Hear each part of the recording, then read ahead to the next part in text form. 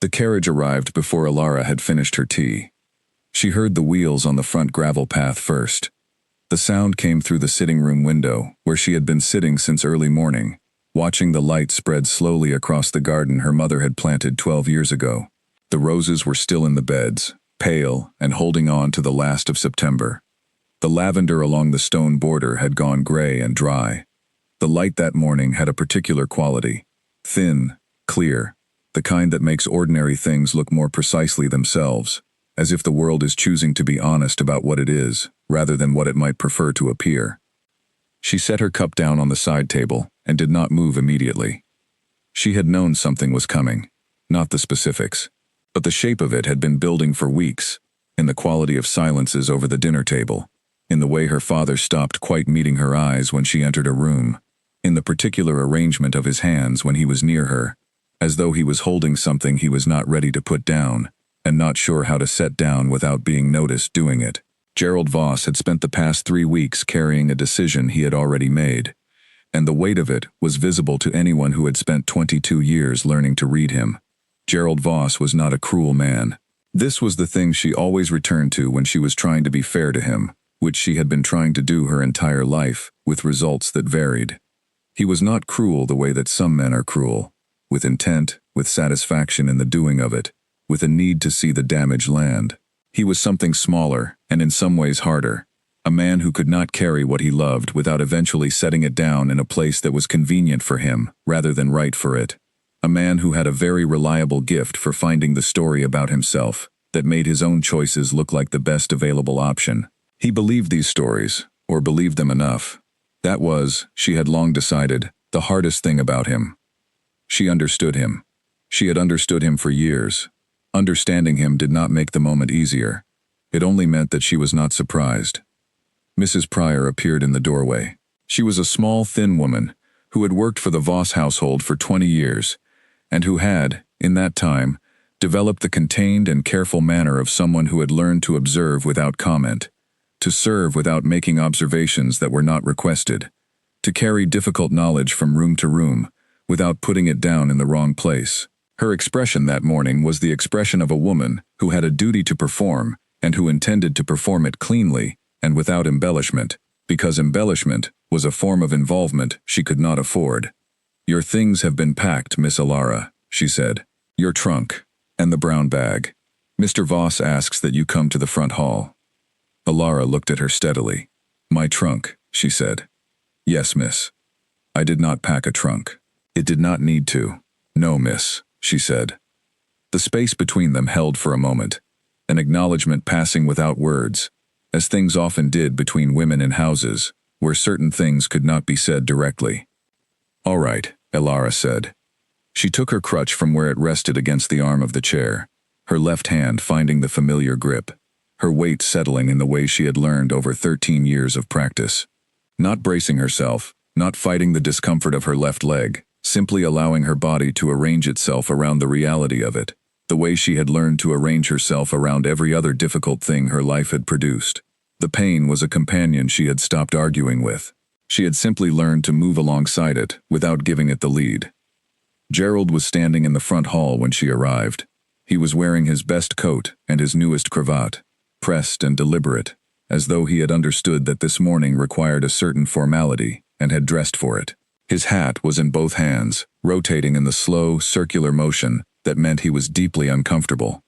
She had watched him do this her entire life. At her mother's funeral, he had rotated that hat for 3 hours straight, and only stopped when the carriage door was closed.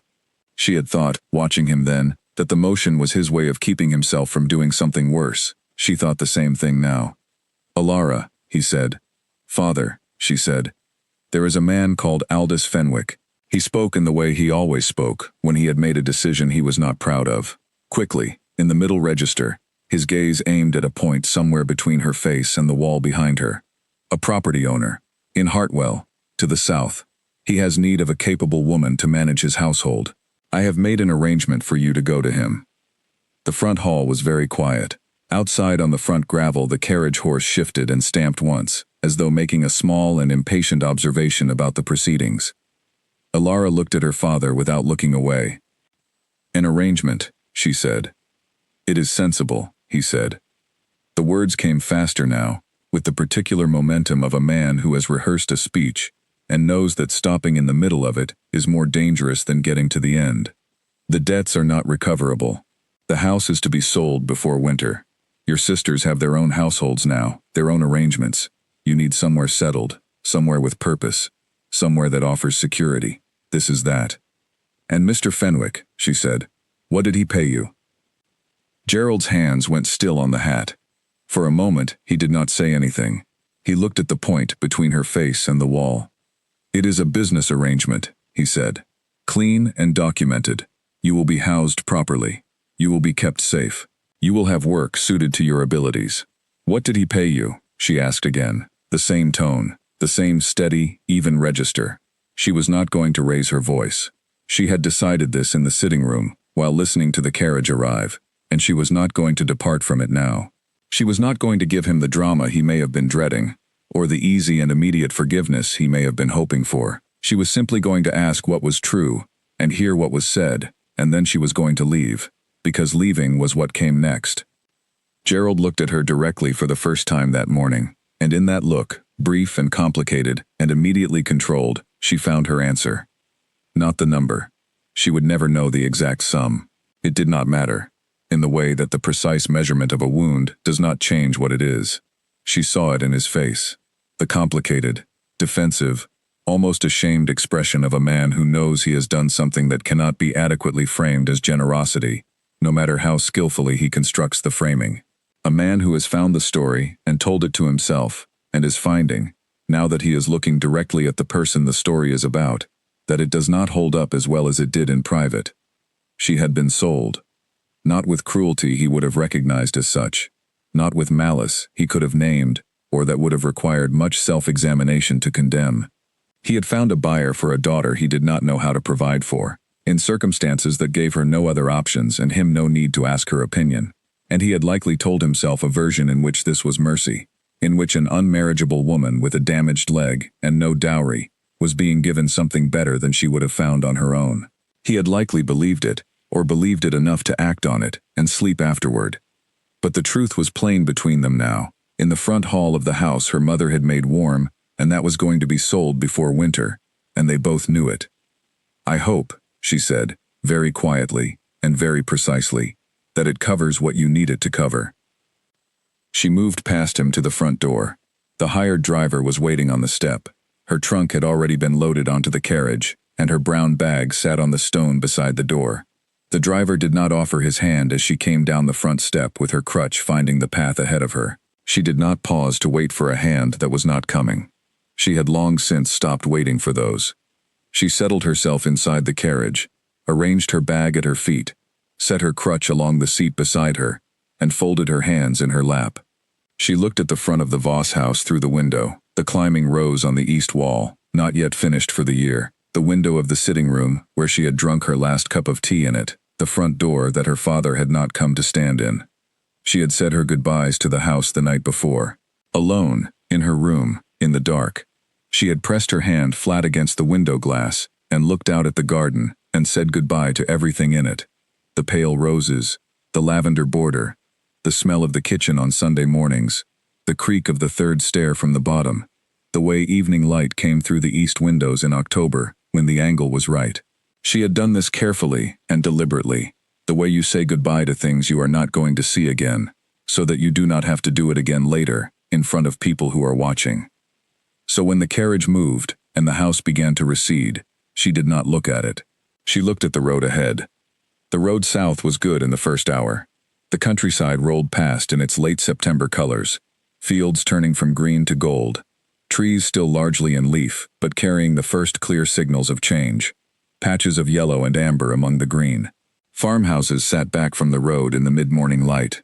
A church steeple she recognized from a drive she had taken with her mother years ago caught the sun briefly and was gone. She thought about her mother.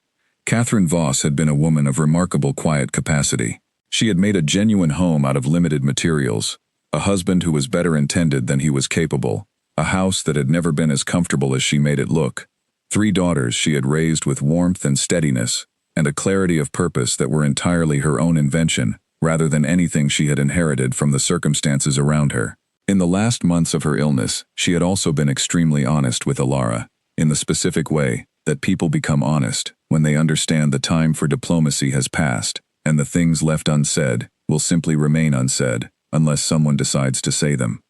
She had said, "Your father loves you." She had said it plainly, without defense or excuse. And then she had said, "He loves you the way some men love things they do not know how to carry. The love is real, and the carrying is the problem. Try to forgive him for the second part." Alara had promised she would try. She was trying now. She was finding the trying considerable work. In the second hour, the sky changed. The pale clarity of the morning had been filling slowly with cloud from the west, not gradually or gently, but with the sudden concentrated momentum that serious autumn storms bring, the clouds stacking and darkening as they came, transforming the sky from pale blue to flat gray in the space of 30 minutes. By the time the carriage had reached the open country south of Northwood, the first drops of rain arrived. Not tentatively, or as a warning, but emphatically, and all at once, as if they had been waiting a very long time to say what they had to say, and had decided to say all of it immediately.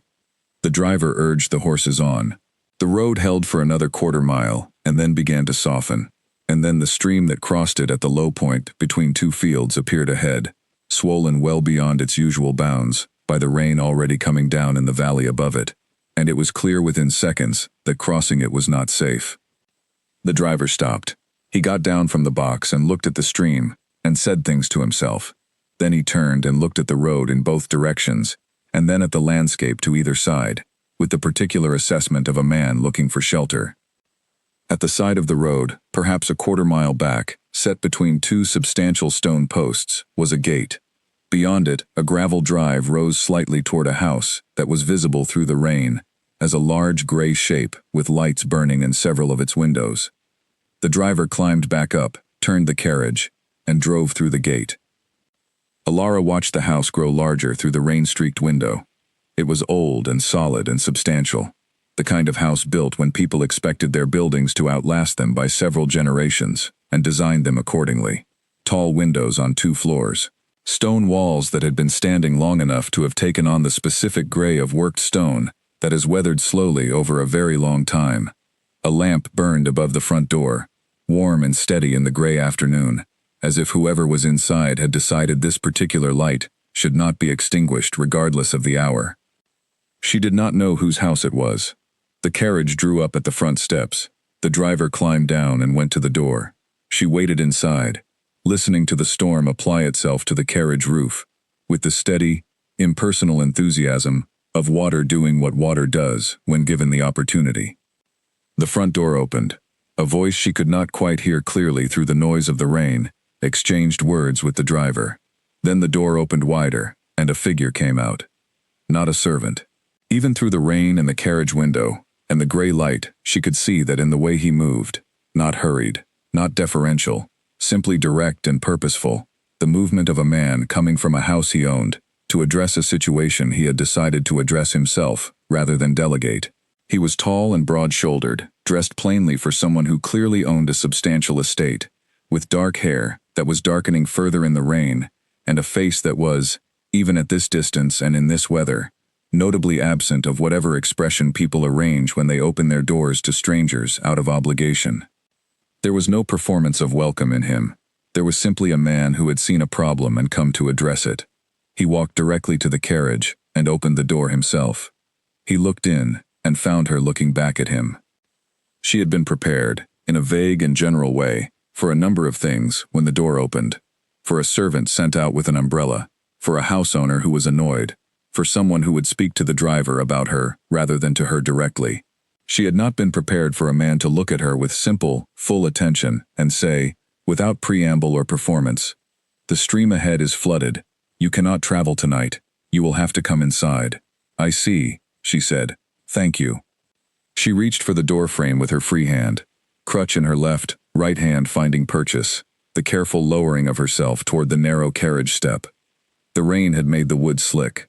Her crutch found the step and shifted, just slightly, just enough. He was already there. Both hands, firm, certain, no fumbling and no adjustment. He caught her and lifted her clear of the step in one smooth, completely confident motion, and set her down on the wet gravel, with her crutch placed directly under her hand, as if he had understood the geometry of it in the half-second before it was needed, and had simply acted on that understanding, without any intermediary thought. Then he stepped back immediately, the moment she was stable. Not away, close enough in case the ground was uneven, but out of her space, having done what needed doing, and not lingering in the doing of it. She had been helped many times in her life, with visible effort, with the strained patience that communicated the inconvenience being managed on her behalf, with the careful performance of courtesy that was really a kind of scorekeeping. She had been helped, occasionally, by people who meant well, but whose helping was also a kind of taking a small piece of her agency in exchange for assistance, so that the help and the cost were bundled together, and you could not receive one without the other. He had just done it, clean and complete, and then finished. The way you close a window when the wind is coming in. No performance around it. No adjustment of expression to indicate he had noticed anything particular about the situation. "You had better come inside," he said. "You will catch cold standing here." She followed him up the front steps and into the warmth of the house, and the storm closed in behind her like a curtain drawn across a window, and she did not yet know the name of the house she had entered, or the man who had opened the carriage door himself, or what either of them was going to mean to her life. She would know both before morning, and they would matter more than anything she was leaving behind. His name was Edmund Carew, Duke of Ashford. She learned this from the housekeeper within 15 minutes of arriving, mentioned in the easy, natural way of someone conveying what they assumed was common knowledge, the way you might mention the name of a well-known road or a recognizable landmark that everyone familiar with the area would already know. "His Grace will be in the dining room at 7, Mrs. Holt said, smoothing the already smooth coverlet with the unconscious thoroughness of long practice. "His Grace," Alara repeated. "The Duke of Ashford," Mrs. Holt said. She paused then, with the slight recalibration of expression of someone who has just realized that a piece of information they assumed was shared has not, in fact, been shared at all. She looked at Alara more carefully. "Did you not know whose house you had come to?" "I did not," Alara said. Mrs. Holt made a small sound that was not quite a laugh and not quite a sigh.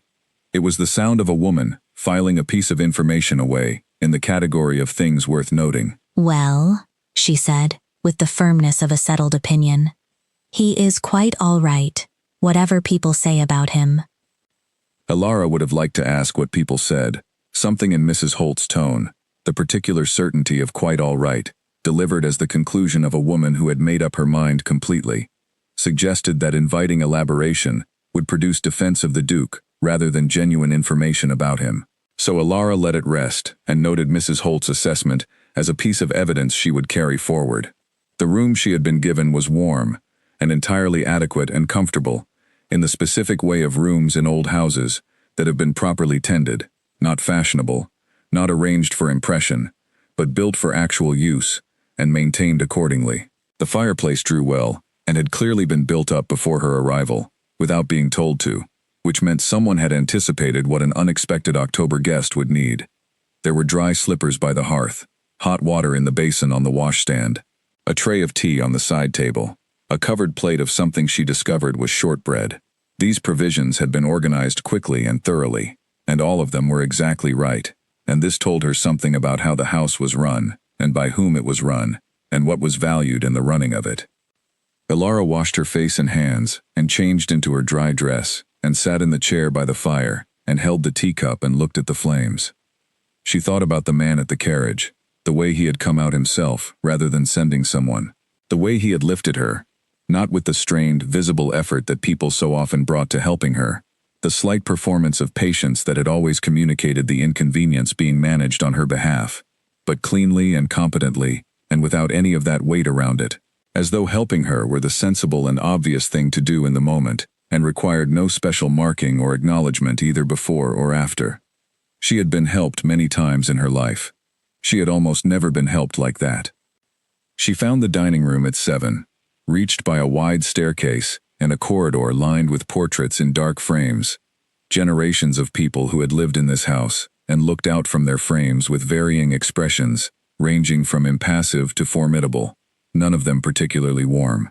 The dining room itself, though large, had been set without ceremony. One end of the long table only.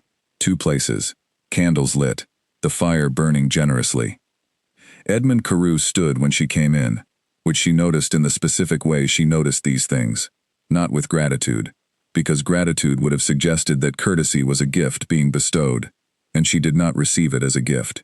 She received it as simply being extended to her the way it was extended to anyone, without the slight hesitation or adjustment that some men produced when the woman coming into the room moved slowly and with a crutch. He just stood. He gestured to the chair that had been placed at a slight angle from the table, and the angle was the useful one. In the candlelight, his face was more clearly visible than it had been outside in the rain. He was in his middle 30s, broad through the shoulders, with dark hair cut short and the kind of face that had been shaped by specific experience rather than by the mere passage of time. There was something in the eyes, a quality she recognized without being immediately able to name, the quality of someone who has looked at something that was genuinely difficult and come back from it, not destroyed, but permanently changed. "I hope the room was satisfactory," he said. "Very," she said. "Thank you for it. I apologize for the weather." That slight shift at the corners of his mouth again, not quite a smile, but the memory of one, the shape a smile would take in a face that had been serious for a long time and was remembering the motion. They ate.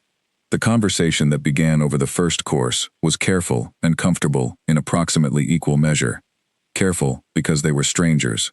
Comfortable because they were both, she understood quickly, people who could inhabit silence without filling it anxiously. Neither of them performed their ease. It simply existed, which was rarer than it should have been. He asked where she was traveling to. "Hartwell," she said. "South. The stream floods quickly, but clears quickly," he said. "The road will be passable by morning." "Good," she said. He asked if she had been traveling alone, and she said with a hired driver, yes. He did not ask what her business in Hartwell was, or who was expecting her there, or why a young woman was traveling alone in the first place. The not asking was not in curiosity. She could see that he was curious, in the quiet, held way of a man who had learned to manage his curiosity. But a decision. He had decided not to press. She was grateful for it in a way she could not quite have articulated at the time, because the usual questions would have required answers that were the last things she wanted to say out loud in a warm room to a man she had met 40 minutes ago. He mentioned the library. He said it was at the end of the west corridor, and was kept open, and that if she could not sleep she was welcome to use it. "Do you use it often?" she asked. "Not as often as I should," he said. "It was my father's. I find I am more comfortable in it than I expected to be, given that he is no longer in it." "That is an interesting thing to say about a room," she said. He looked at her. The full, direct attention she would come to know well in the months ahead. The attention of someone who is actually looking at you, rather than at the shape of what they expected you to be. "I was expecting emptiness," he said. "After he died, I expected to find only the absence of him in the room. But the room itself has a quality that is independent of the person who used it most. I find it steady." She thought about this. "I understand what you mean," she said. "There is a garden at home. My mother planted it. She died 2 years ago, and the roses still come back every spring. The garden itself is unchanged. But it feels different now. It feels like the answer to a question that is no longer being asked." He was quiet for a moment, a real quiet, not the polite pause before a response. "Yes," he said, "that is exactly the quality I mean." They talked. The evening opened, and the conversation moved through it with the ease of two people who had each been, for different reasons, mostly alone, with their thoughts for a long time, and who discovered in each other someone worth talking to, not grandly, not with topics designed to impress. Books first. She asked what was in the library and he told her, and she described a volume she had been looking for, and he thought he might have it, and they disagreed pleasantly about the reliability of a particular historian, and agreed completely about the declining quality of a popular novelist's later work. The conversation moved from books, to the house, to the countryside, to the particular qualities of different kinds of light in different seasons. She told him about the village she had grown up in. Not the house, just the village.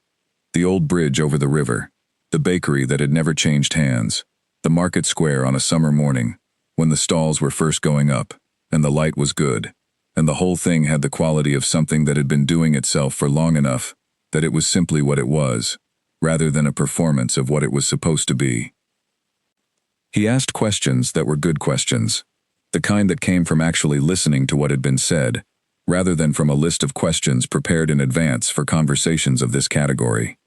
She found herself talking more than she usually did, not because she was trying to be interesting, because the conversation made it feel natural to be honest, and honesty in her experience required a specific kind of listening to make it possible, and she was receiving that listening now. She told him, later in the evening, that she had been told all her life that her situation made her fragile, and she had never understood why learning to manage difficulty was supposed to make a person less capable rather than more. She said it plainly, without bitterness, as a simple observation about an ongoing illogic in the way she had been regarded. He received it exactly as it was given, as an observation, and not with the careful compassion that was really a form of consolation, which required its recipient to have been pitied. "I think people confuse difficulty with damage," he said. "They see one and assume the other." "Yes," she said, and then, "they are confused when the person they assumed was damaged is not." "Or, they are not confused at all," he said, "and they simply adjust their category, without examining why the original category was wrong." She looked at him. "Yes," she said, "that is the more common version."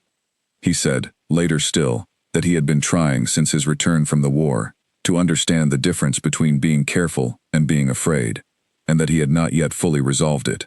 He said it simply, without self-pity, as a plain assessment of a problem he was still working on. "I think the difference shows in what comes next," she said. "Being careful still produces a next action. Being afraid produces only the avoidance of one." He considered this. "That is a cleaner version of it than I have managed," he said. She gave up on sleep at 11:15 and found her crutch in the dark and made her way down the west corridor. The library door was unlocked, exactly as he had said it would be. She pushed it open and stepped into a long room with shelves on 3 walls and 2 deep chairs arranged before a fireplace in which the embers were still giving out warmth. A lamp had been left burning low on the writing table. The room smelled of paper and old cloth, and the specific honest smell of a place that has been genuinely used for the purpose it was built for, over a long enough time that the use had become part of its character. She was running her finger along a shelf of spines, not reading them, just feeling the comfort of being in a room full of books, when she heard a sound behind her, and turned. Edmund Carew was standing in the doorway without his coat, his collar loosened, a book carried loosely in his left hand, with the particular carelessness of something that has been held for a while without being read. He looked at her with an expression that was not quite surprise, something quieter, the recognition, perhaps, of something expected that has simply arrived. "You did say it was available," she said. "I did," he agreed. He came in and settled into the nearer chair by the fire, and after a moment she chose the other, and they sat together in the amber lamplight with the storm gone quiet outside, and the fire settling into its late-night rhythm. They sat for a few minutes without speaking, and it was easy, which was itself the notable thing. They talked for 3 hours. She said things she had not said to anyone in years, things she had thought and held and had no outlet for, because the outlet for honest things is a person who will receive them honestly, and she had not had that in a very long time. She said that she had always found bare winter trees more beautiful than leafed ones, because they showed you the actual structure of the thing, its real and fundamental shape, without the seasonal decoration. She said that the most comforting smell she knew was bread baking in a kitchen she could hear, but not yet see. She said that she had read everything she could find on bone and joint conditions since she was 14, and had developed considerable knowledge on the subject, knowledge that she had learned not to mention in medical settings because it was received poorly. He did not respond to this last observation with consolation or sympathy. He said, "That must be a specific kind of frustration, to know something accurately, and be unable to use the knowledge without creating a social problem." She said, "Yes, that is precisely it." He said that the hardest thing about his return from the war was not the memories, which were manageable through work and time, but the specific difficulty of being in large open rooms. He had solved this, partially, by filling them with bookshelves, which made them feel bounded without making them feel small. He said that the library had been the first room in the house that had felt right to him, inhabited rather than merely occupiable. Inhabited, she said. Like somewhere a person could actually be, he said, rather than a room designed to suggest that a person of consequence lived somewhere in the vicinity. She understood this completely. She had spent considerable time in rooms designed to suggest things about the people who owned them, and she had never found them comfortable. She stood close to 2 in the morning, and said she thought she should try to sleep before the south road needed to be traveled. He stood when she stood. They stood for a moment in the firelight, with the warmth of 3 hours of genuinely good conversation still present in the room around them. "Thank you," she said. "I have not had a conversation that felt like this in a long time."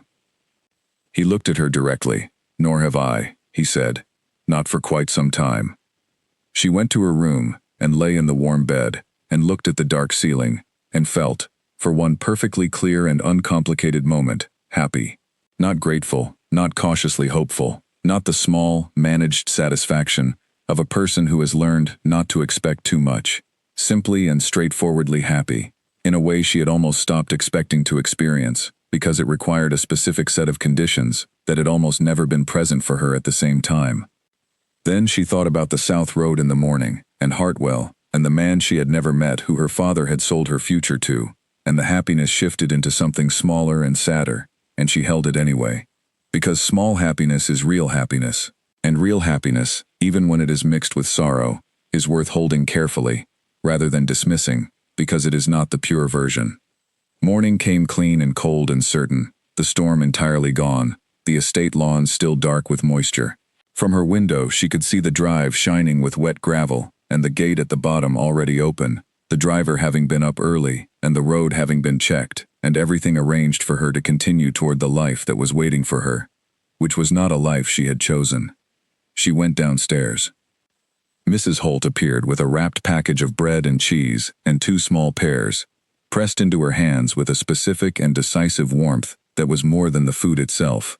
It was the warmth of a woman who had decided in the 12 hours since meeting you that she is going to care what becomes of you, and who is expressing this through the available channel of provisions.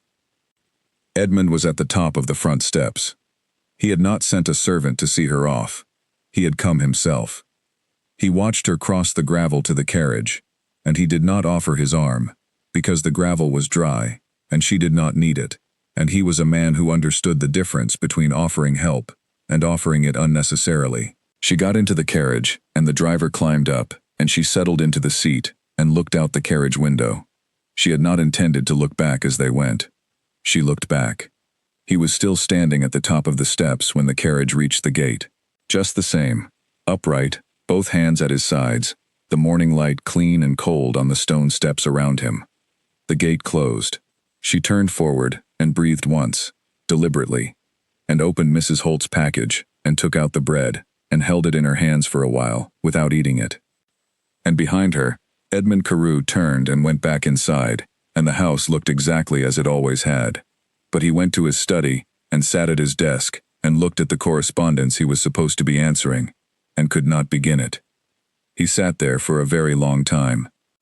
Hartwell was a market town with ambition it had not quite managed to fulfill.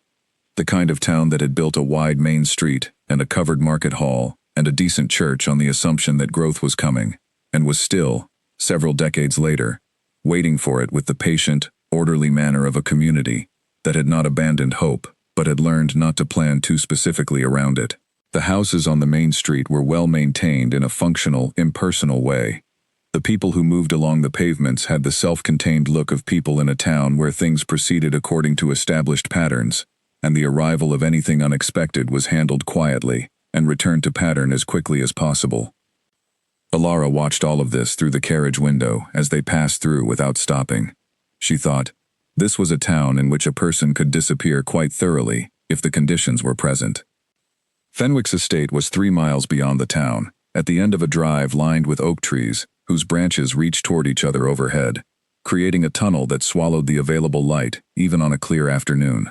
The effect was not welcoming.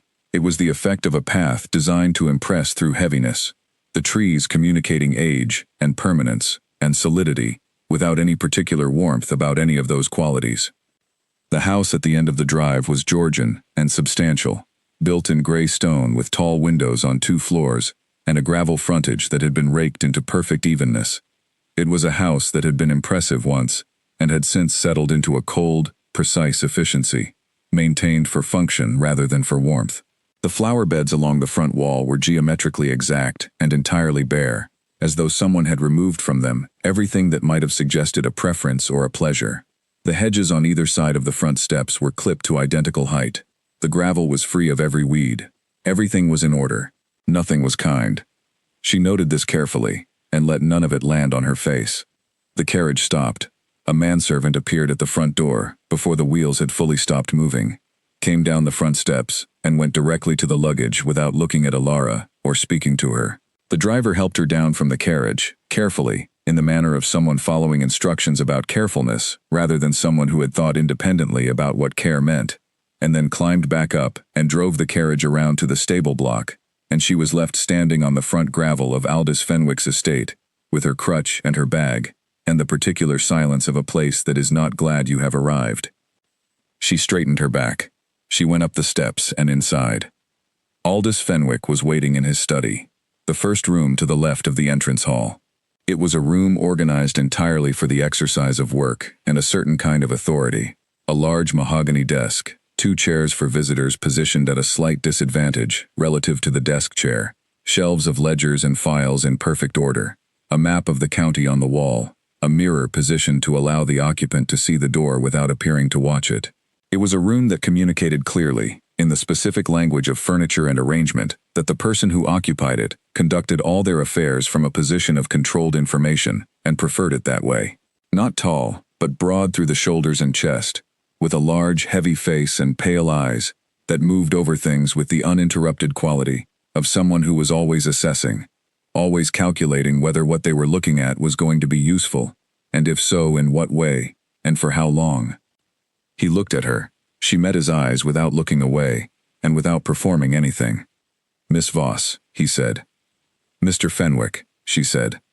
"I trust your journey was comfortable." "It was long," she said. A pause, just a beat. He had been expecting yes, which was what people said when asked if a journey was comfortable, as a matter of social form. She had decided not to do that here, not as defiance, simply as information. She was going to be honest in this house, plainly and consistently honest, because it was the only way she was going to be able to remain herself inside it. Fenwick returned to his sequence. "You will be shown your rooms this afternoon," he said. "You will meet Mrs. Gibbs, the household housekeeper. Your primary responsibility will be the management of the household accounts and the coordination of staff schedules. You will have access to the household office and the domestic sections of the house.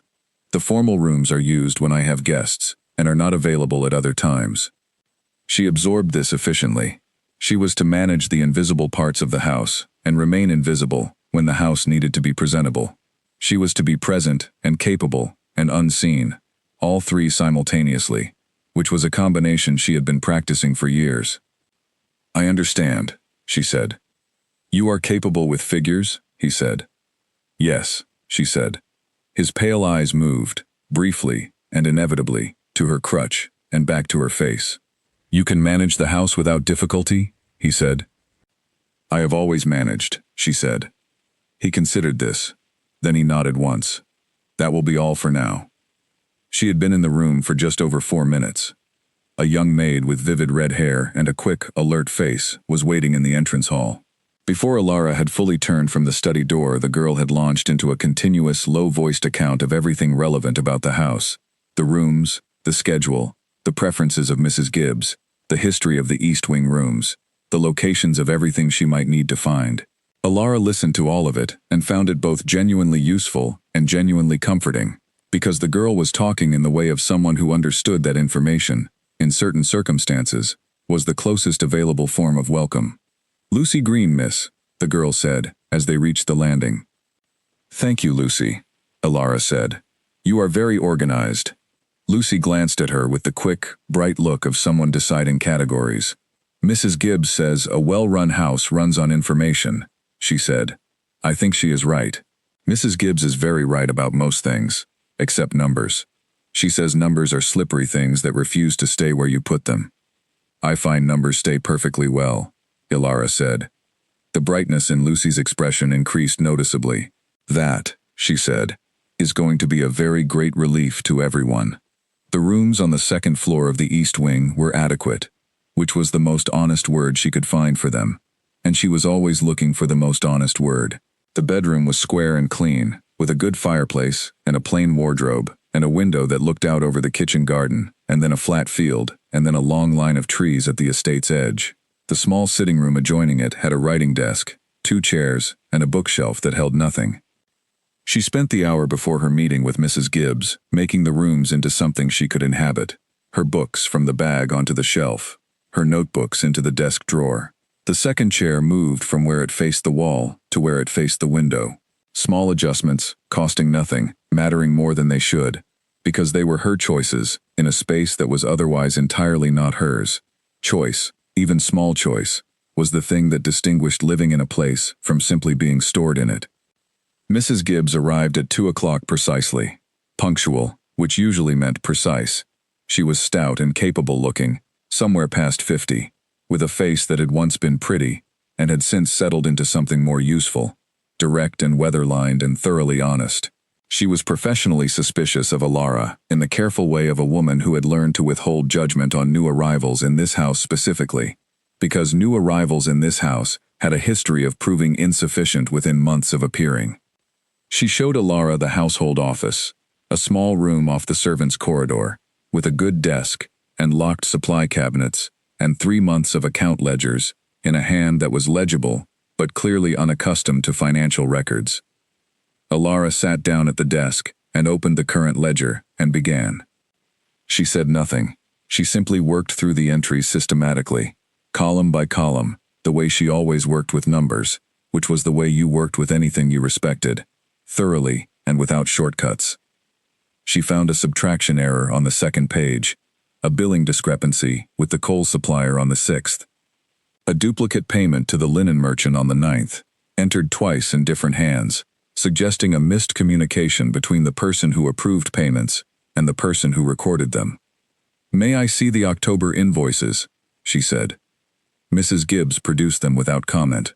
Ilara checked each against the ledger. The duplicate confirmed. The coal discrepancy confirmed at 8 shillings.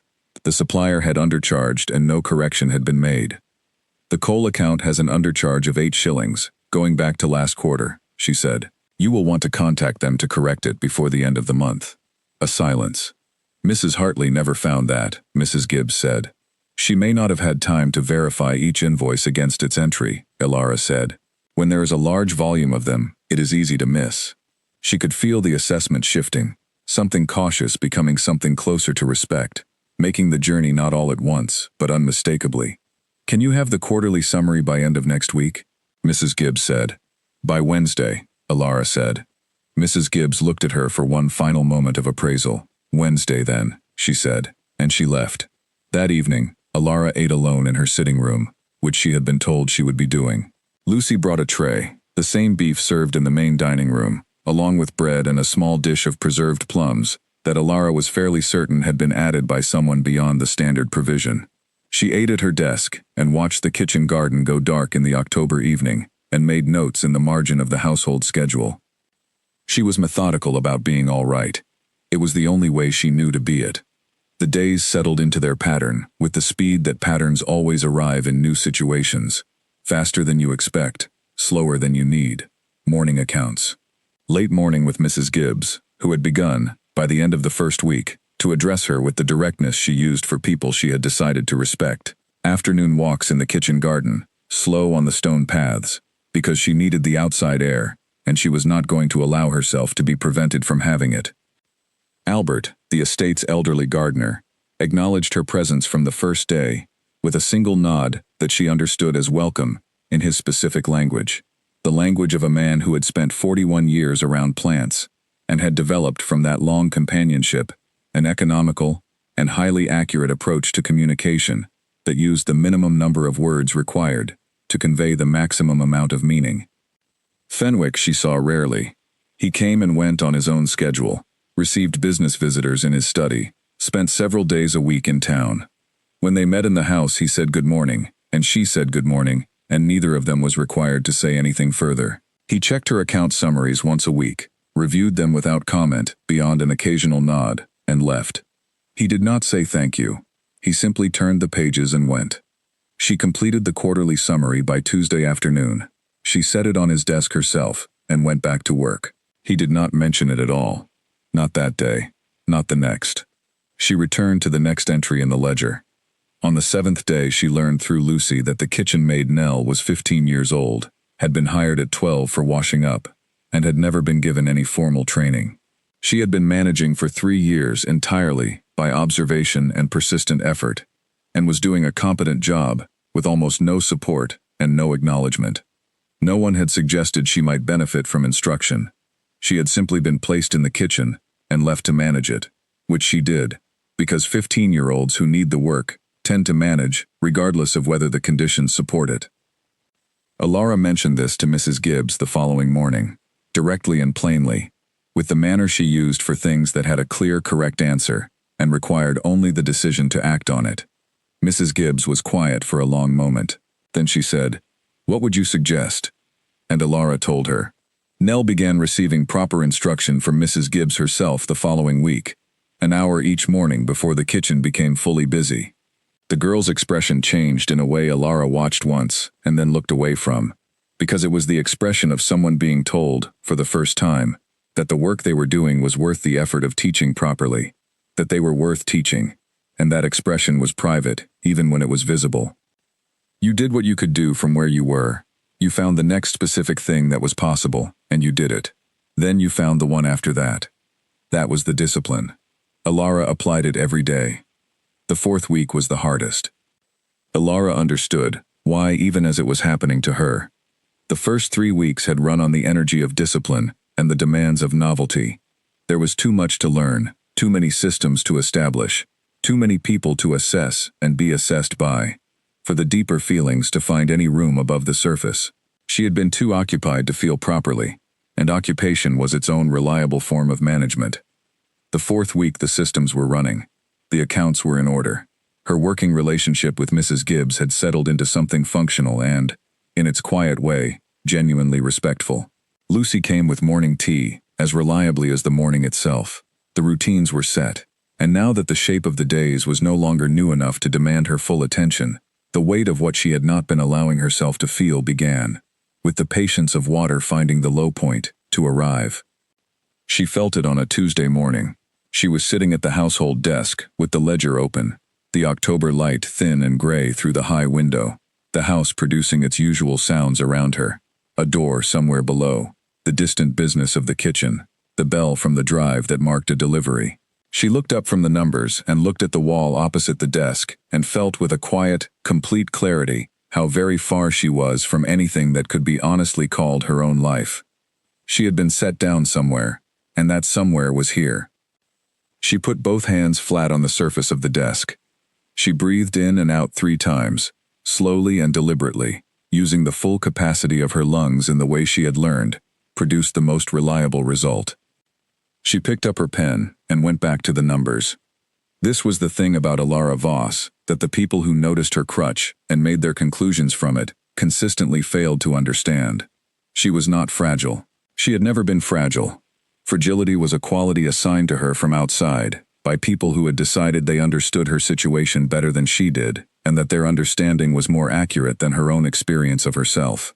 She had been called fragile, or treated as fragile, or arranged around as if fragile, in the gentle and dismissive way that people assign fragility to things they want to set aside, as though declaring something breakable is the same as understanding it. She had been set aside and looked past, and passed over for things that required steadiness, on the consistent assumption that a woman who walked with a crutch had used up her steadiness in the walking. But she had been managing pain since she was 9 years old, and pain was not weakness. Pain was information. She had been managing loss since she was 20. Her mother's illness, her mother's death, the slow unraveling of a household held together by one woman's daily effort, and loss was not the same as defeat. She had been managing an impossible position since the morning of her departure from Northwood, and impossibility was not a reason to stop. It was simply a harder version of the usual requirement. She had always been the kind of person who looked at the next thing and did it. She did the next thing. But that week she also began, with the careful deliberateness she brought to anything she intended to understand properly, to watch Aldous Fenwick. She had been watching him before, of course, in the cautious preliminary way of someone taking stock of a new and uncertain situation, but by the fourth week she had enough data to see the pattern clearly, and what she saw when she looked at the pattern was neither simple nor, she suspected, visible to most people who lived and worked in the house with him every day. Because the most effective kinds of difficult behavior are precisely the ones that are hardest to name. He was not a violent man. He was not a man who shouted or threatened or made scenes. He was something that required more careful description than either of those categories. A man in whom the capacity for attention to the people around him had been organized almost entirely out of existence, not suppressed, she thought, not buried beneath something else or held back by any particular effort. Simply absent, the way a sense is absent in someone born without it, as a thing that was never developed rather than a thing that was deliberately withheld. He moved through his house and through the lives of the people in it with the undisturbed efficiency of someone who had arranged his entire existence around the principle that other people were useful in specific, definable ways, and that outside those specific ways, they were not of particular interest or concern. The consequences of this were not dramatic, they were daily, they were small, and they accumulated over time in the specific way that things accumulate when they are never addressed, into a weight that each person in the house carried alone, because there was no one to put it down in front of. She learned from Albert, over the course of several afternoon conversations in the kitchen garden, that Fenwick had told him the previous spring that he was considering replacing him with a younger man who could do the physical work more efficiently. Albert was 63 years old and had been working this estate for 41 years. He had been head gardener since he was 22. The oaks at the end of the drive had been saplings when he arrived, and were now substantial trees that would be here long after both of them were gone. And the south wall of the kitchen garden where Alara liked to sit in the afternoon had been built with stone he had helped set himself in the summer of 1847. The threat had not been carried out, but it had been made, without preparation or preamble, in the middle of a conversation about soil preparation, and Albert had not forgotten it, and the garden, which in its structure and its long history showed every sign of having been loved with the quiet, sustained love of a man who had given his working life to a piece of ground, was now tended with the thoroughness of someone who needed the work and could not afford to lose it, and had stopped, some months ago, trusting that the work was secure. There was a difference between those two kinds of thoroughness. Alara could see it in the way he moved through the beds. She watched Lucy too. She watched the way the girl moved around the house, bright and capable, quick and efficient, always a little alert, in the specific way of someone who has learned that being useful and visible at the right moments, and invisible and quiet at the wrong ones, is the operational requirement of her position. She watched how Nell, the kitchen maid, sometimes moved toward the back door at the end of the morning shift, with the expression of someone who has spent several hours in a room where the air was insufficient, the naked longing of a 15-year-old for outside, for elsewhere, for something other than steam and silence, and the complete absence of anyone who had ever thought to ask whether she was all right. She watched Mrs. Gibbs maintain her competent, professional efficiency with the specific compressed quality of a woman who has learned that competence in this house is necessary and sufficient, and that anything above sufficiency will not be acknowledged and might be used against her. They were all managing, every one of them, in a house where the man at the center of it had organized his life with the thoroughness of someone who had decided that the interior lives of the people around him were not a relevant category. Alara watched this and understood it and found it, in its accumulation and its daily repetition and its complete indifference to itself, genuinely unbearable, not for herself alone, or even primarily for herself, for all of them, for Albert, who had given 41 years to a garden that might be taken from him without notice, for Lucy, who was perpetually useful and perpetually alert, for Nell, who was 15 and who deserved to be taught the work she was doing. She said nothing about it. It was not her house to change. She did what she could do in the space she occupied and looked for the next thing. On the 15th day, she planted lavender. There was a bare patch along the south wall of the kitchen garden, about 5 feet by 6, previously used for kitchen vegetables that had been left fallow since the previous gardener's arrangement ended.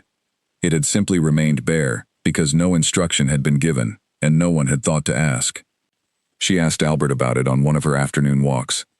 No plans for it, he said. He was pruning the spent growth from the border beds along the wall, moving with the unhurried precision of a man who had been doing this long enough that the movements were largely automatic. Mr. Fenwick has not indicated any preference. Could we plant something there? She said. For the spring. Albert looked at the patch, then at her. The calculation he was performing was brief and entirely practical. What sort of something? He said. Something that comes back, she said. Lavender, perhaps. Albert considered this with the economy of a man who applied approximately the right amount of consideration to each thing and no more.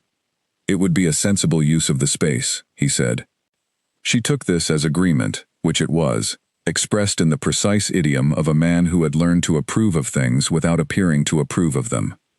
Lucy found the bulbs, 24 of them from a market supplier, in a cloth bag, brought with the specific pleased efficiency of someone who likes having a task with a concrete and achievable outcome. They planted them on a Thursday afternoon, Ilara kneeling on the stone, edging along the south wall with her crutch laid on the path behind her, Lucy working the adjacent section, Albert at the far end watching with the air of someone exercising professional oversight of a project he had not been asked to supervise, but intended to supervise, because it was in his garden, and he intended everything in his garden to be done correctly. The earth was cold and dense and smelled of everything real, the accumulation of seasons and rain, and the patient underground work that goes on without anyone directing it or acknowledging it. She pressed each bulb into the prepared earth with the steady, repetitive motion of work that is completely clear about what it is trying to accomplish, and she found in this clarity the specific relief that only very clear work provides. They planted all 24. Her hands were cold and muddy, her knee ached from the angle. There was grit on her dress, and she did not care about any of it. When they were done, she sat back on her heels and looked at the bare earth where the bulbs now lay invisible, patient, holding everything they were going to become, without any urgency about becoming it. Albert came to stand at the end of the row. Won't see anything until spring, he said. I know, she said. He looked at her with a question he was not quite asking. Are you planning to still be here in spring, Miss Voss? He said. He asked it the way he said everything, directly, without apology for the directness, because directness in Albert's experience was a form of respect. She looked at the earth. I do not know, she said honestly, but the lavender will be, and that seems like a good enough reason to plant it. Albert stood with this answer for a long moment. Then he gave his small, economical nod, the one that meant he found the answer satisfactory, picked up his tools, and walked back toward the greenhouse without further comment. Lucy cleaned her hands on her apron and looked at the row of bare earth with the slightly damp expression of someone working hard to keep their composure about something they have decided is important. It will be lovely, she said, in spring. Yes, Ilara said, it will. That night, she sat at her desk with the notebook open to a fresh page, and she wrote about the lavender, and about Albert's question, and about the answer she had given, and about what it meant that the answer had felt like the right one. And then, because the sitting room was very quiet, and the house had gone still, and she was past the point where pretending even to herself served any useful purpose, she found the letter she had started 2 weeks ago, the one she had never sent, the one she had written in that loose, private way she wrote when she knew no one else was going to read it, and she kept writing. She wrote about 3 hours in a library and the quality of attention that had been in that room, and what it had felt like to be on the receiving end of it. She wrote about what it meant to be listened to, actually listened to. The whole thing you were saying, received rather than filtered through what the listener expected you to say. She wrote about the figure she had seen standing at the top of the steps as the carriage reached the gate, and about the specific quality of that backward glance, the feeling of being looked back at by someone who had chosen to stay there and watch. She wrote, I think I have learned to be capable alone, but I am not certain that is the same thing as being all right alone. I have been doing the first thing for so long that I am no longer certain I know the difference between them. She wrote, the lavender will come up in spring with no further help from me. I planted it in cold ground with no certainty of spring. I find this more comforting than I expected to. She wrote, "I did not look back at the house when the carriage left, but I looked back at the gate. You were still standing at the top of the steps. I have thought about that more times than is probably useful." She read it back once.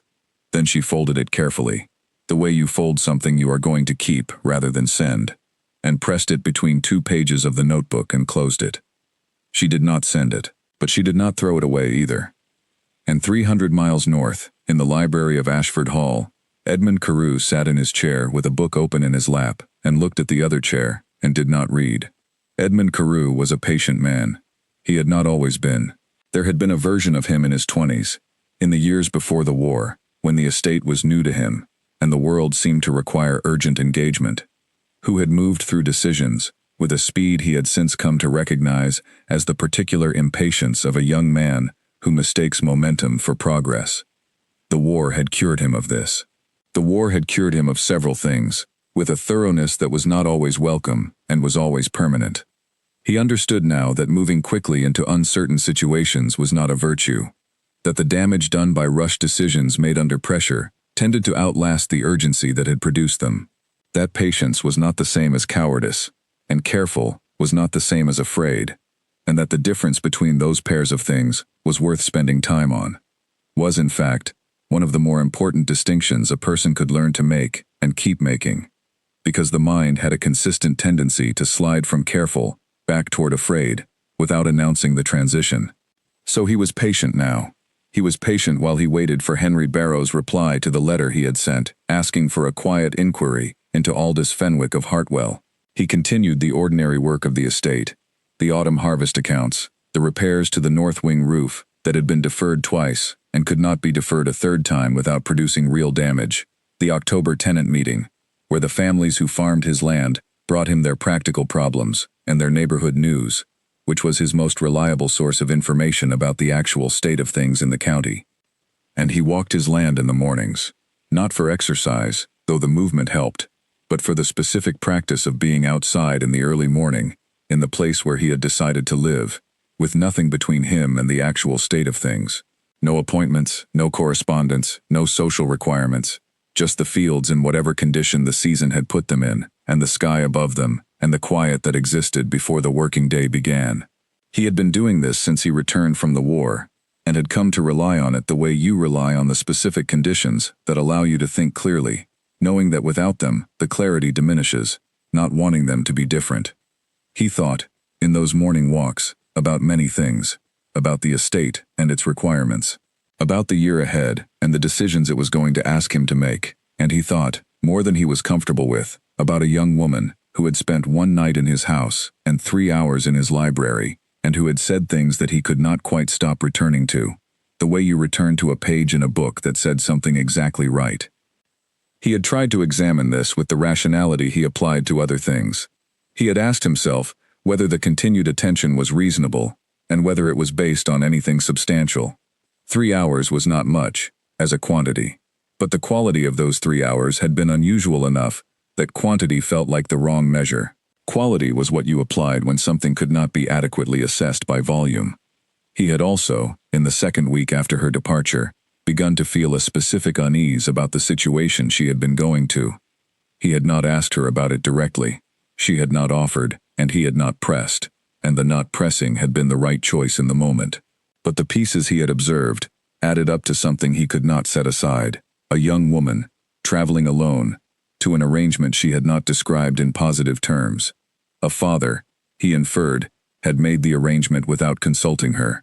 A destination, that was someone else's house, in a town several hours' drive from anyone who knew her. He had decided to find out more. Henry Barrow's reply arrived on a Tuesday morning, 10 days after the letter had been sent. Edmund received it in the entrance hall, recognized Henry's precise and compressed handwriting on the envelope, and took it directly to the study, without opening it in the corridor. He sat at his desk in the good morning light, and opened it, and read it through without stopping. Henry was thorough. He organized complicated information in the way Edmund had always found most useful.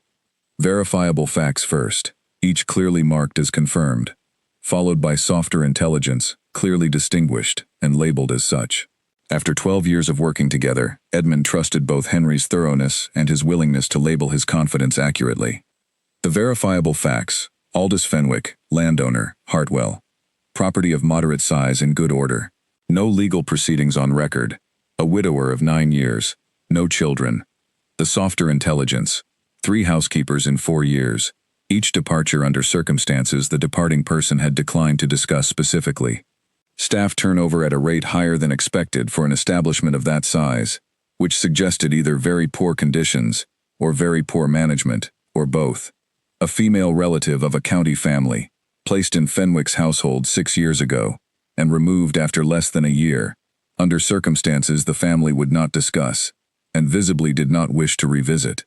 And one item Henry had obtained through a contact in the county, marked specifically as intelligence rather than documented fact. A recent financial transaction between Aldous Fenwick and a merchant in Northwood by the name of Gerald Voss, for an amount Henry had been unable to determine. Edmund set the letter down on the desk. He sat with his hands flat on the surface and looked at the window for a long time. The estate lawn outside was still and gray in the November light. He thought about the word transaction. He thought about Gerald Voss turning his hat in the front hall of a house in Northwood. He thought about the very particular economy with which Alara had described her situation during their dinner conversation, giving him the facts required to answer his questions, and nothing beyond them, nothing that would have invited pity or required him to perform concern. He thought about her at the carriage door, her hand already on the frame, managing the exit herself before the step shifted under her crutch. He thought about a young woman who had spent 3 hours in his library discussing the shapes of bare winter trees and the smell of bread baking in a kitchen you could hear but not yet see, and who had thanked him for the conversation as though it were a thing she had needed and had almost stopped expecting to find. He picked up his pen. The first letter he wrote to Aldous Fenwick was a page and a half, polite and completely direct. He identified himself. He said that he had reason to believe a young woman named Alara Voss was present in Mr. Fenwick's household as the result of a recent arrangement, that he had a personal interest in her welfare, and that he would appreciate a response at Mr. Fenwick's earliest convenience. He sent it that afternoon. Then he went back to his ordinary life and waited. The days that followed were the days of his ordinary life, conducted with the steady discipline he had developed since returning from the war. The morning walks, the estate work, the correspondence, the evenings in the library. He read more than usual in those evenings, which he recognized as displacement activity, and which he also recognized as a legitimate use of the time he was filling. A history of the Eastern Theater he had been meaning to read for a year. A natural history of the English countryside that was considerably better than he had expected. 3 chapters of a novel he had set down in September. He sat in his chair by the fire. He looked at the other chair. He waited. 2 weeks passed. No response arrived from Hartwell. He wrote a second letter. This one was shorter and more direct. The register of someone who has not received a response to a polite first inquiry and is adjusting accordingly. He noted that his previous correspondence appeared to have been misdirected.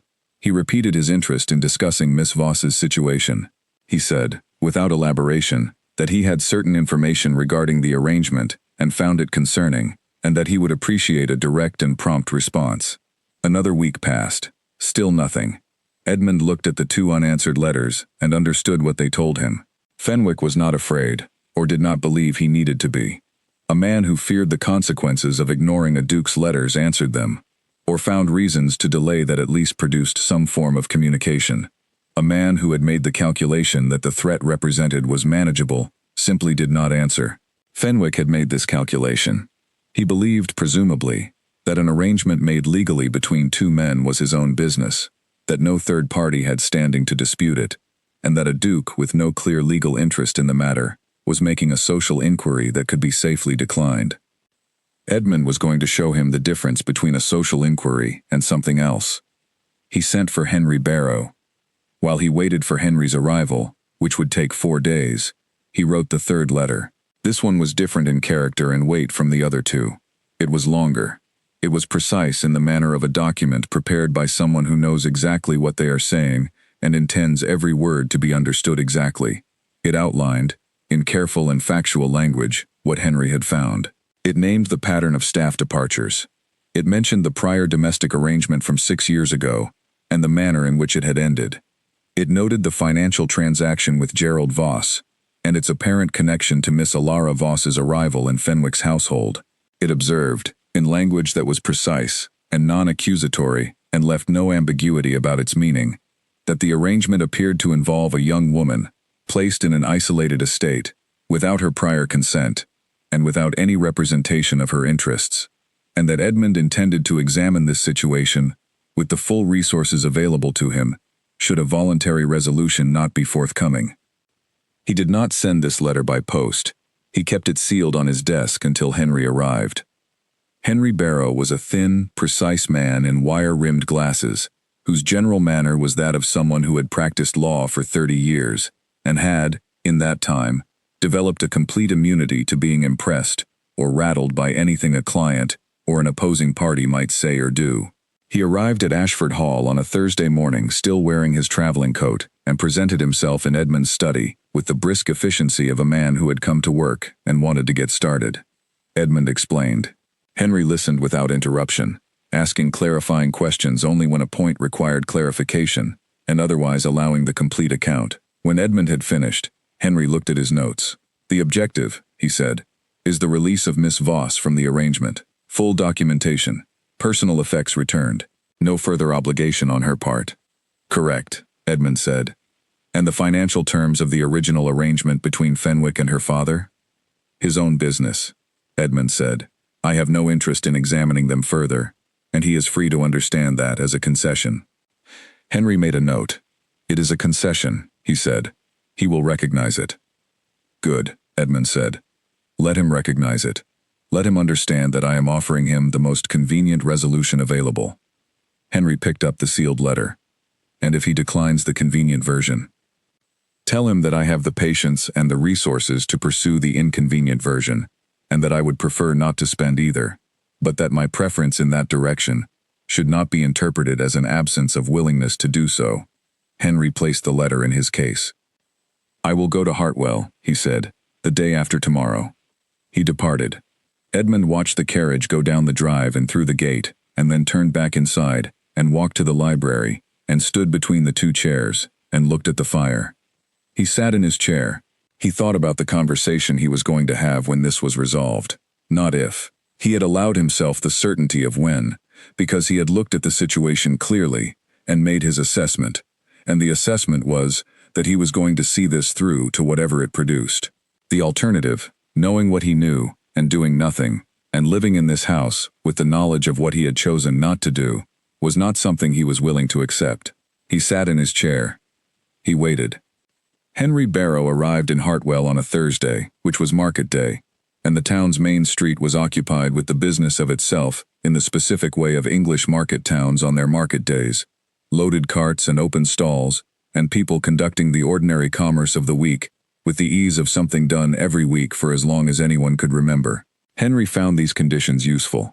He had been traveling to provincial towns on difficult errands for 30 years, and had long since arrived at the view that the best conditions for difficult conversations were conditions in which the town was too occupied with its own proceedings to take much notice of a solicitor arriving by private carriage. He sent a card to Fenwick's estate from the town inn, requesting an appointment at 2 o'clock. He ate lunch at the inn. A good soup, adequate bread. Wine he did not touch because he never touched wine before a meeting of any significance. He reviewed his instructions one final time, which was not necessary, since he had reviewed them twice already on the road, and had them fully in his understanding, but which he did anyway, because review was the discipline that produced consistency, and consistency was what 30 years of practice had taught him produced results. At 1:30 he drove out to the estate. The drive with its overhead tunnel of oaks communicated exactly what he had expected, based on Edmund's description. A property arranged for impression through solidity rather than warmth. He noted the house, the cold precision of the maintained grounds, the geometric clipping of the hedges, the complete absence of anything planted or arranged for pleasure rather than appearance. He noted the manner of the servant who received the carriage, correct and entirely impersonal. He was shown to the study where Fenwick was waiting. He noted the study in the first 30 seconds, as he noted everything, because rooms told you about the people who occupied them, with a reliability that the people themselves often could not match. A room organized for the exercise of control, visitor chairs lower than the desk chair, the positioning designed to remind whoever entered it that they were in the presence of someone who intended to remain in charge of the conversation. A map of the county on the wall. A mirror in the position of someone who liked to know what was happening at their door without appearing to watch for it. Henry sat in the visitor's chair without appearing to notice any of this, arranged his case on his knee, and looked at Aldous Fenwick with the steady, uninflected attention he brought to all adversarial meetings. "Mr. Barrow," Fenwick said. "Mr. Fenwick, thank you for seeing me on short notice." "I have seen you," Fenwick said, "because it seemed preferable to continuing to receive letters. I have had 2 from your client. I found them presumptuous." "His Grace takes your point," Henry said. He would have preferred a response to either of them, which would have made this visit unnecessary. He finds the visit inconvenient, but not unwelcome, given that it allows the matter to be resolved directly. Fenwick looked at him with the pale, calculating gaze that assessed everything for its useful yield. "What does the Duke of Ashford want with a private arrangement made between 2 private men?" he said. "He wants to discuss the release of Miss Alara Voss from that arrangement," Henry said. He delivered this in the same even register he delivered everything, specifically, a clean dissolution. "All prior financial terms between yourself and Mr. Gerald Voss remain entirely your own business, and His Grace has no interest in examining them further. Miss Voss leaves with her belongings, and with a written confirmation that she has no further obligation under the original arrangement. Those are the terms His Grace is proposing." Fenwick was quiet for a moment. He looked at Henry with the specific quality of someone performing a rapid and thorough assessment. "Why," he said very carefully, "does the Duke of Ashford have any interest in this particular woman?" "His Grace's reasons are his own," Henry said pleasantly. "What is relevant to this conversation is that he is prepared to pursue his interest in this matter with considerably more resources than I have brought to Hartwell today, if a resolution cannot be reached voluntarily. He asked me to convey that he would prefer not to spend those resources, but that his preference should not be interpreted as reluctance." Fenwick was very still. "This is a legal arrangement," he said, "made between consenting parties." "The arrangement was made between yourself and Miss Voss's father," Henry said. "Miss Voss was not a party to it. Her consent was not sought. His Grace considers this relevant, and has asked me to make clear that he does." He paused. "He has also asked me to deliver this." He produced the sealed letter from his case. Fenwick took it. He opened it and read it. He read it again. His face was entirely controlled throughout this process, and gave nothing away that he did not intend to give away, which in itself told Henry something useful. That Fenwick was a man who had been in positions requiring control before, and had developed it to a high standard. "There are certain statements in this letter," Fenwick said, setting it down on the desk, with the deliberateness of someone deciding how to hold something. "His Grace stands behind every statement in it," Henry said. A silence. The longest silence yet. "What guarantees does he offer?" Fenwick said, "if this is resolved voluntarily? That the financial transaction with Mr. Voss will not be raised publicly or examined further. That the contents of this meeting and all prior correspondence remain between the parties involved. That no further inquiry or correspondence on the subject will be required once the dissolution is formally complete." Another silence. Shorter. "I want those terms in writing," Fenwick said. "I have them here," Henry said, and produced the document from his case. Fenwick read it. He read it twice. He set it down on his desk and looked at it, and then looked at the window, and then looked back at it, with the expression of a man finalizing a calculation. "1 week," he said. "She leaves in 1 week. Her belongings returned. Her obligation formally ended." "The carriage will be sent from Ashford Hall," Henry said. "His Grace will arrange transport." Fenwick's expression at this was brief and contained, and communicated something about what he thought of the significance of that detail. He said nothing further about it. He signed the document. Henry witnessed it. Henry thanked him for his time, in the same pleasant steadiness with which he had thanked him for seeing him, collected his case, and left. He ate a good dinner at the inn that evening, wrote a brief note to Edmund and sent it by the most reliable post available, and went to bed and slept very well. He always slept well after a successfully conducted negotiation, which was one of the things he valued most about his work. At Fenwick's estate, 30 minutes after Henry's carriage had gone back down the Oak Tunnel Drive, Ilara was called to the study. She had been in the household office. Lucy appeared in the doorway with the quality of urgency on her face that was not alarm, but was adjacent to it, the expression of a girl trying to keep something she feels acutely out of her visible expression and managing only partially. "Mr. Fenwick wants you now, miss," she said.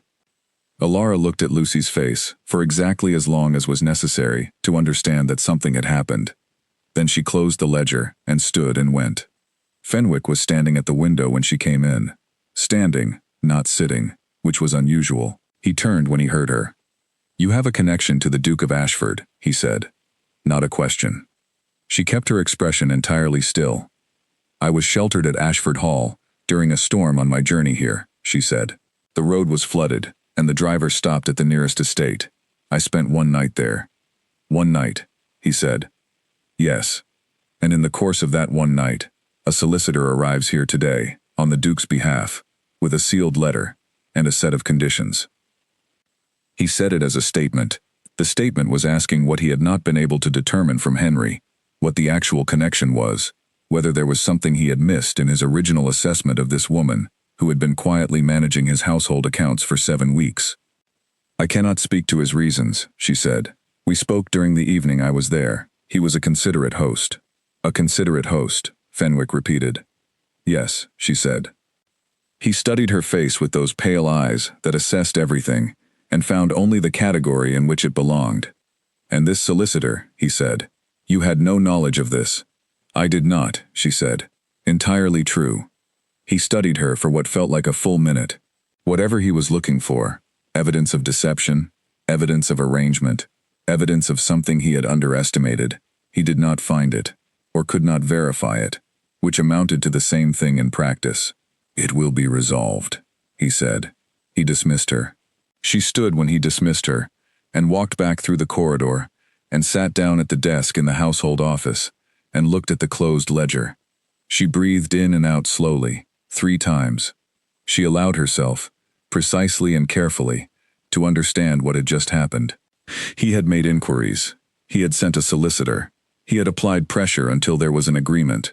He had done all of this without her knowledge, without requiring anything of her, without asking her to do or be or produce anything in return for any of it. She was not invisible. She had been so thoroughly invisible for so long, to her father, to Fenwick, to the social structure that had produced the situation she was in, that being seen by someone, actually specifically seen and considered worth the effort of seeing, produced an effect that was disproportionate to its cause, and that she was going to manage carefully, because she could not afford to misread it. But it was real. Someone had seen her. Someone had thought about her enough, and cared about her enough, and had the means and the will to act on both. She picked up her pen. She opened the ledger. She made herself work, because work was the reliable container for everything else. That evening, Lucy brought the tray, and stayed slightly longer than she needed to, as she often did, when something significant had happened, and she was deciding how to address it. "The solicitor who came today," Lucy said, when Ilara looked up. "He arrived in a carriage. My cousin works in the stable yard. She said the horses are from Ashford Hall. The livery is Ashford." Ilara looked at her steadily. "I see," she said. "Yes," Lucy said. "I thought you might want to know that, miss." She left. Ilara sat for a long time after that without working, looking at the kitchen garden through the window of her sitting room, as the October evening darkened it into something that was very dark, and very still, and very patient. She looked at the south wall. She thought about what grew in it, that no one could see yet. She opened her notebook later that evening. She found the letter she had written weeks ago. She read the last line she had written. "I think, perhaps, you have not forgotten either." She added one more line. She wrote, "I think, perhaps, you have been very busy on my behalf." She closed the notebook. She went to bed. She slept better than she had since she arrived. The day Mrs. Gibbs told her was a Wednesday, in the 4th week of October, on a morning when the light through the household office window was the specific gray of late autumn making itself at home. Ilara was working through the supply orders for the coming week. The kind of work that required her hands but not much else. The kind she had discovered was both useful and somewhat dangerous, because it left the thinking part of her mind unoccupied, and unoccupied thinking minds in her experience tended to find their way to places that the occupying work was supposed to prevent them from going. She was making a note about the candle order when she heard footsteps in the corridor outside, Mrs. Gibbs's footsteps, which she could distinguish now from any other person's in the house, not because she had set out to learn them, but because after 7 weeks in a house you simply knew things like that. The specific sound each person made moving through it, the particular rhythm of each person's approach. She looked up when Mrs. Gibbs appeared in the doorway. She knew immediately, from Mrs. Gibbs's face, that something had happened. Not from alarm. Mrs. Gibbs did not do alarm, had long since decided it was a private emotion that had no business appearing on a professional face. But there was something around the edges of her usual composure that was not quite contained, something that was, on second reading, not tightness, but its opposite. A slight relaxation of something that had been held carefully for a long time. "Miss Voss," Mrs. Gibbs said, "a carriage is coming for you tomorrow morning. Mr. Fenwick has informed me that your arrangement here has been concluded." Alara set down her pen.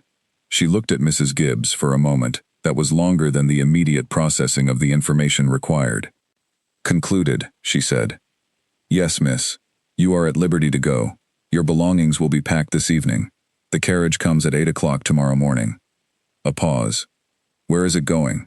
Alara said. Mrs. Gibbs's expression performed a very small and very careful adjustment. The adjustment of a woman deciding between two versions of professional conduct, one of which involved strict adherence to what she had been told, and one of which involved being honest with someone she had spent 7 weeks learning to respect. "I was not told the specific destination," she said, and then, after a pause that was equally small and equally deliberate, "I was told by the stable master that the carriage is from an estate to the north." "To the north. I see," Alara said. "Thank you, Mrs. Gibbs." Mrs. Gibbs held her gaze for a moment, and then she said something she had not said in 7 weeks, said it with the directness of a woman who had decided to say a true thing cleanly and without sentiment around it. "The accounts have not been in this order since before I came to this house. Whoever manages them next is going to find them in better condition than they have any right to expect. I wanted you to know that." Alara felt something warm and completely simple. "Thank you," she said. "That means something to me." Mrs. Gibbs straightened, the professional composure resuming its proper arrangement. 7 o'clock for breakfast," she said. "Before the carriage. Mrs. Webb will see to it." She left. Alara sat for a moment in the household office and looked at the open ledger in front of her. She finished the candle entry. She completed the column she had been working through. She wrote the total at the bottom and drew a neat line under it. Then she closed the ledger, aligned its edge with the edge of the desk, with the same precise care she brought to everything, and went upstairs. Lucy appeared within 15 minutes, which was how long it always took Lucy to arrive after anything significant happened in the house. She had either very acute social intelligence or an excellent network of informants among the other staff, and Alara had decided long ago it was probably both. She came in with a face that was working through approximately 4 emotions simultaneously, and managing none of them entirely, and she began folding the clothes on the bed chair before Alara had asked her to. "You are leaving," Lucy said. A statement of fact, in the tone of someone who has absorbed it and is proceeding to the next required thing. "Tomorrow morning," Alara said. "Is it somewhere good?" Lucy said. It was not a casual question.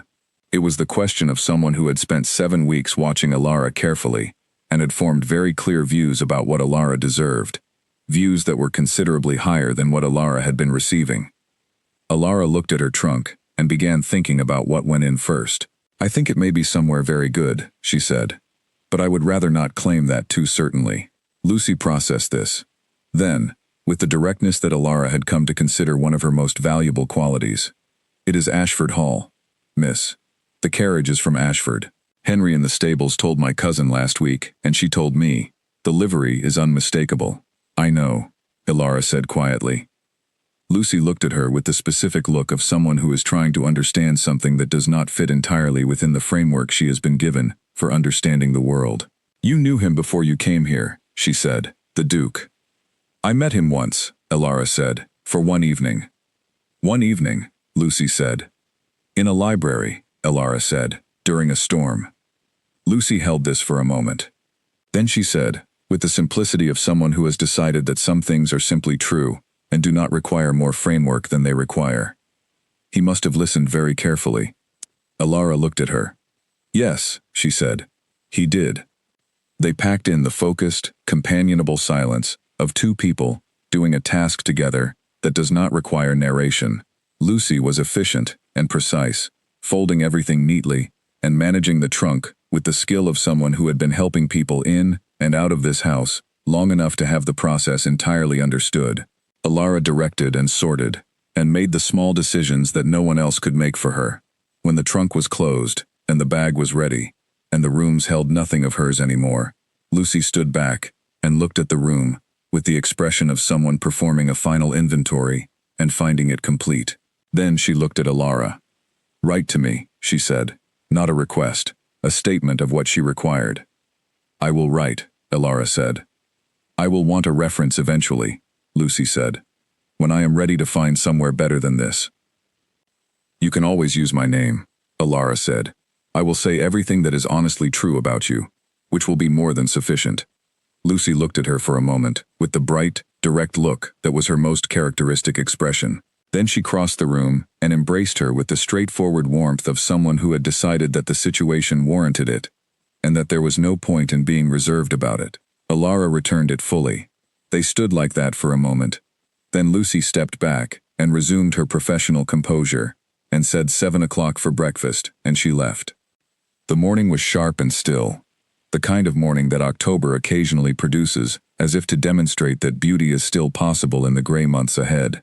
The sky a pale blue so precise and clear that the trees and the estate walls against it had the quality of things cut from paper. The frost on the kitchen garden beds caught the first light briefly and held it. Elara ate breakfast at 7, with the quiet efficiency of someone who understands that eating before a journey is practical. Mrs. Webb had made a good breakfast and had included 2 small additions that were not on the standard provision: a piece of cake and a small pot of honey, clearly provided by someone in the kitchen who had decided the morning warranted something extra. Elara thanked Mrs. Webb directly. Mrs. Webb said nothing, but her expression said something, and that was sufficient. She found Albert in the kitchen garden at 7:45. He was walking the beds in the early light with the slow, purposeful attention of a man doing the morning inspection he had done every morning for 41 years. He looked up when she came along the path. Leaving, he said. Not a question. Yes, she said. Today. He looked at the south wall, at the 2 rows of bare earth where the lavender was sleeping in the cold ground, invisible and patient, holding its spring, without any urgency about it. I will tend them, he said. I know you will, she said.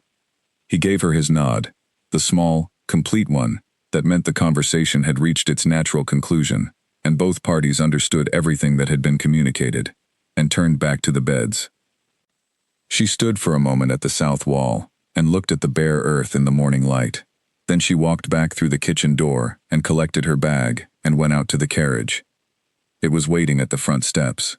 A different carriage from the one that had brought her here. Better made, better maintained, with the quiet solidity of something that had come from a household that did not settle for adequate when better was possible. The driver was tidy and composed, and helped her in with a straightforward, unperformed competence that she found, after 7 weeks of calibrating her expectations in this house, genuinely refreshing. She settled into the seat. It was warm. There was a foot warmer in the well below the seat, which she felt before she saw it, and when she confirmed it with her hand, she understood it had been placed there deliberately, a specific provision, organized by someone who had considered what a journey in late October would require, and had made sure the requirement was met. She pressed her hand flat on the carriage wall briefly. Then she released it. The carriage moved. The oak tunnel drive receded. The heavy branches overhead, the gate with its stone posts, the road and the market town 3 miles along it, with its orderly main street and its covered market hall, and its inhabitants, proceeding with the ordinary patterns of their Thursday. She watched all of it as it went, and felt nothing much in particular about leaving it, because everything she felt was pointed forward, which left nothing available for looking back. She ate the bread Lucy had pressed into her hands at the door. She looked out the window at the countryside going past. Going north, the landscape changed in the way she had noticed before. The hills with a different profile, the light with a different quality, the sense of the land opening gradually into something larger and less arranged and more itself. She found it genuinely beautiful now that she could look at it without the specific dread of arriving at a destination she had not chosen. She thought about Edmund Carew, not with the careful qualifications she had been applying for weeks, the deliberate management of hope into something that wouldn't collapse under its own weight. She simply thought about him, about the way he had come out in the rain himself, about the dinner and the library and 3 hours of conversation in which she had said things she had not said to anyone in years and had found them received exactly as she had given them, about the morning departure and the look of someone who had come to the top of the steps himself to watch her go. She had examined the available evidence carefully. She had looked for the version of what he had done that was not what it appeared to be. She had not found one. She fell asleep somewhere in the middle of the journey. The warmth and the rocking and the accumulated exhaustion of 7 weeks of holding herself together, all doing the natural work of rest when rest was finally available. She woke when the quality of the road changed beneath the carriage wheels. She knew the change. She had traveled this particular road before in the opposite direction. She looked out the window. The gate of Ashford Hall, with its stone posts. The gravel drive. The slope upward toward the house visible against the afternoon sky, old and gray and solid, with the lamp above the front door burning already, though the October light was still entirely adequate. Someone had lit the lamp early. She pressed her hand briefly against the cold glass of the window, then she took it away and straightened in her seat and breathed once, slowly, with the same deliberateness she brought to everything she needed to do properly. The carriage drew up at the front steps. Edmund Carew was standing at the top of them. He was not in formal dress. He was dressed as he had been the night she had arrived in the storm, plainly, without performance, in the way of a man who dressed for function and not for effect. He was standing with his arms at his sides and watching the carriage, with the expression she had not been close enough to read on the morning she left, but which was entirely clear to her now, the expression of someone who has been waiting, who has not found the waiting easy, and who is genuinely and specifically glad that it is over. She looked at him. He looked at her. She descended the carriage steps on her own, carefully, competently, with the driver standing near and not intervening, her crutch finding the gravel, with the complete confidence of 13 years of practice. She stood on the gravel of Ashford Hall's front drive. She looked up at Edmund at the top of the steps. She felt, with a precision that surprised her, exactly what it felt like to be exactly where she was supposed to be. He came down the steps to meet her. Steady, the way he moved through everything, he stopped 1 step above her, which put them at nearly the same height, and looked at her with the full, direct attention she had remembered, with more accuracy than she had expected to be able to. "You are here," he said. "I am here," she said. A moment of complete acknowledgement passed between them. No dramatics, no performance. Simply 2 people recognizing a fact that both of them had thought about for a significant amount of time. "Come inside," he said. "Mrs. Holt has been cooking since this morning." "Of course she has," Alara said. He offered his arm for the steps. She took it. He released it the moment they reached the top. They went inside. The door of Ashford Hall closed behind her. The lamp above it went on burning in the afternoon. Mrs. Holt appeared in the entrance hall within 30 seconds of the door closing, with the air of someone who had not been listening for the carriage and was simply coincidentally present at the very moment of its arrival. She had on her best apron. Her expression was the expression of someone who is extremely pleased and who has decided to be very businesslike about it, which meant that the pleasure was visible from every possible angle, regardless of the businesslike framing. "There you are then," she said. She addressed this to Alara in the tone of someone saying, "I knew you were coming back. I have been certain of it. And now you are here, and everything is exactly as it should be." She took charge of the arrival with the efficient warmth of a woman who had been managing complicated situations for longer than most people had been alive, and who found in complicated situations not burden, but the specific satisfaction of competence being applied to things that actually matter. She installed Alara in the blue room on the east wing, a fire that had been going since noon, flowers on the side table, water for washing, everything thought of and provided for. Everything exactly right, in the specific way of provisions, made by someone who had been thinking about this particular arrival, and making it ready since she first knew to expect it. She said 7 o'clock for dinner, and left before Alara could ask questions that were not yet the right questions to ask. Alara washed and changed in the warm room, and sat by the window for 15 minutes, and looked at the estate in the late afternoon light. The lawns going from green to gray as the sun lowered. The trees at the far edge bare and clear against the sky. The kitchen garden below with its beds in orderly winter rows. She looked at all of it and thought, this is a place that is tended with genuine care. She had seen the difference now, between a place that is maintained and a place that is tended, and this was the second kind. She thought about what she was going to say. Then she thought, stop doing that. You have never been good at planned conversations. What you are good at is being honest in the moment, and being honest in the moment does not require preparation. It requires only that you are present, and that you say what is true. She went downstairs at 7. The dining room was exactly as she remembered it. One end of the long table, 2 places, the fire generous and real, candles lit. Edmund stood when she came in. The same automatic, uncomplicated courtesy, without the hesitation or adjustment that some men produced, and gestured to the chair that had again been placed at the angle that made it easier, and she sat, and he sat, and the first course arrived.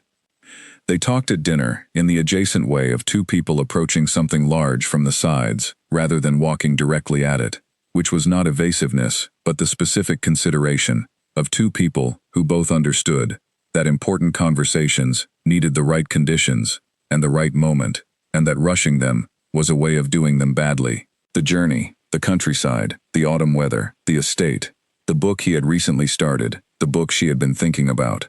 He asked about Albert. She told him about the lavender. He listened to this with a particular quality of attention, more specific, more careful than his usual attention, which was already precise, and she thought he understood what the lavender had been about. After the second course he stood when she stood and said, "Library?" "Yes," she said. They walked the corridor. The library door was open, the fire well established, the 2 chairs in their positions, the same amber light over the shelves of books. She sat in her chair. He sat in his. He set a glass of wine beside her hand, without making a point of it. The fire breathed between them. The evening settled. Outside the library windows, the November dark pressed close and still. Edmund said, "I owe you an explanation." "You owe me nothing," she said. "You acted when you had no obligation to act.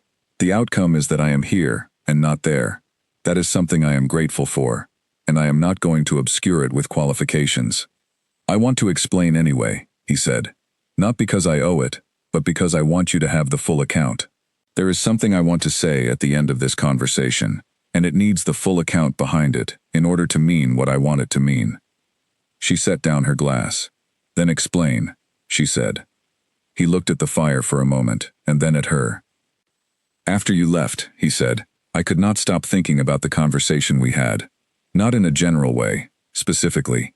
The things you said, the way you said them, the quality of the attention you brought to what I said in return. I have not had many conversations of that quality. I have not, in the past 6 years, had any." He paused. "I tried to determine whether what I was experiencing was reasonable, and I found that the question of reasonableness was less useful than the question of what was actually happening. What was actually happening was that I was concerned about you, both in general and in particular." "In general," she said, "because of the nature of the situation you were going to. And in particular," he said, "because you were specifically you, and not a generalized young woman in a difficult situation. I was not going to pretend those were the same concern, because they were not." She held his gaze. "You made inquiries," she said. "Yes. Through my solicitor in London. He found what he found. I wrote to Fenwick twice. He did not respond to either letter. Henry went to Hartwell in person with the third. Fenwick told me a solicitor had come," she said. "He called me to the study. He asked what connection I had to you." "What did you say?" "The truth," she said. "One night, one storm. One conversation about books and the quality of rain." Something in his expression shifted, not surprise, but the acknowledgement of something already believed and now confirmed. "He did not think that was a sufficient explanation," Alara said. I imagine he found it difficult to account for, Edmund said. From his perspective, it was not the usual basis for this kind of intervention. Is it the usual basis? She said. He was quiet for a moment.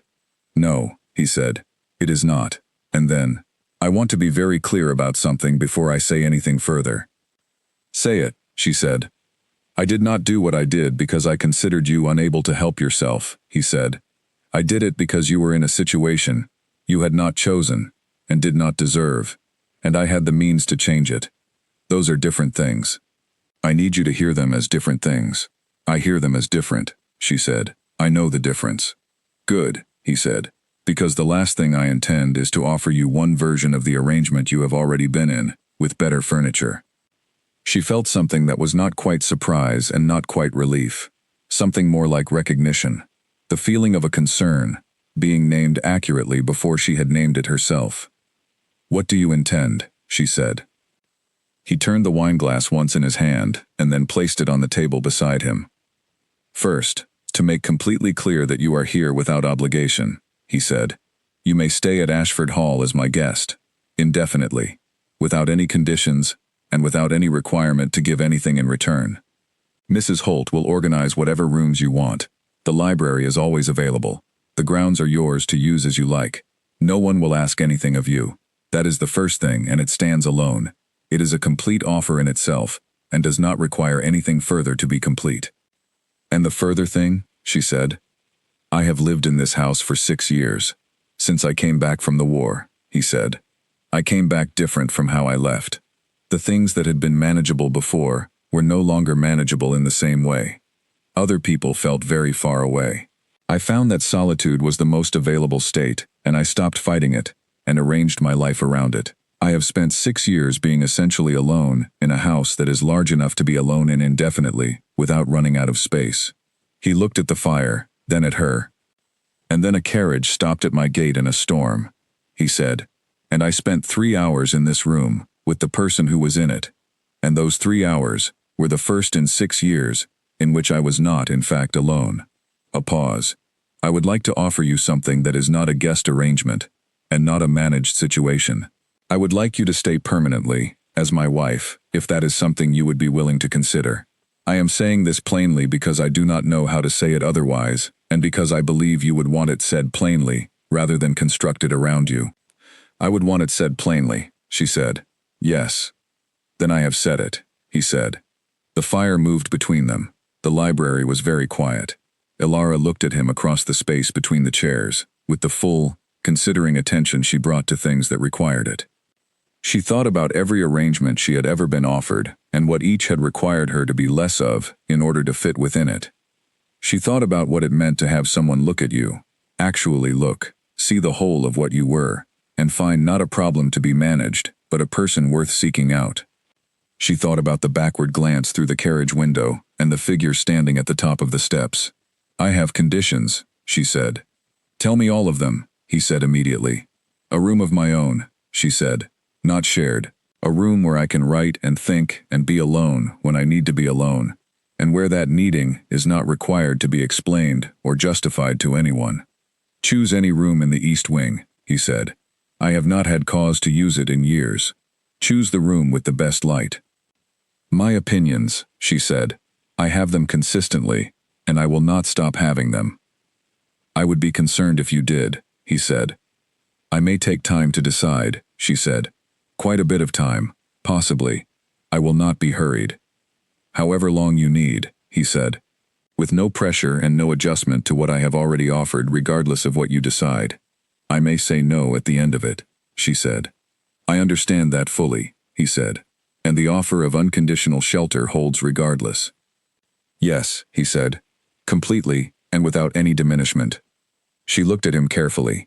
The expression on his face was the same expression she had first seen in the library 7 weeks ago. Full, and present, and entirely real. The attention of someone who was actually there in the room with her, and not conducting a version of the meeting in their own head. I am going to tell you something, she said.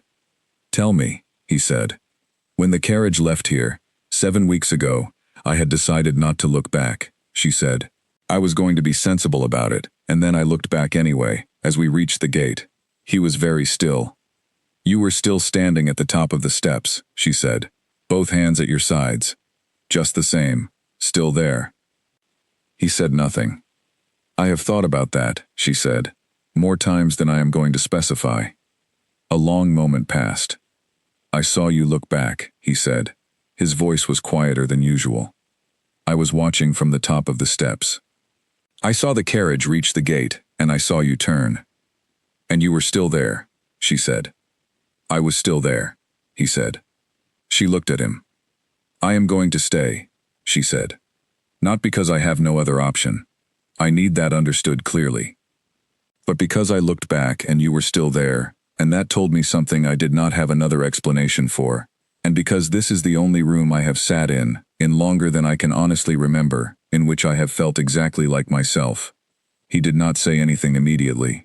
The expression on his face was the expression of a man who has asked something he needed to ask, and received the answer he had hoped for, and is holding it with the specific care of someone who understands what it cost to give it.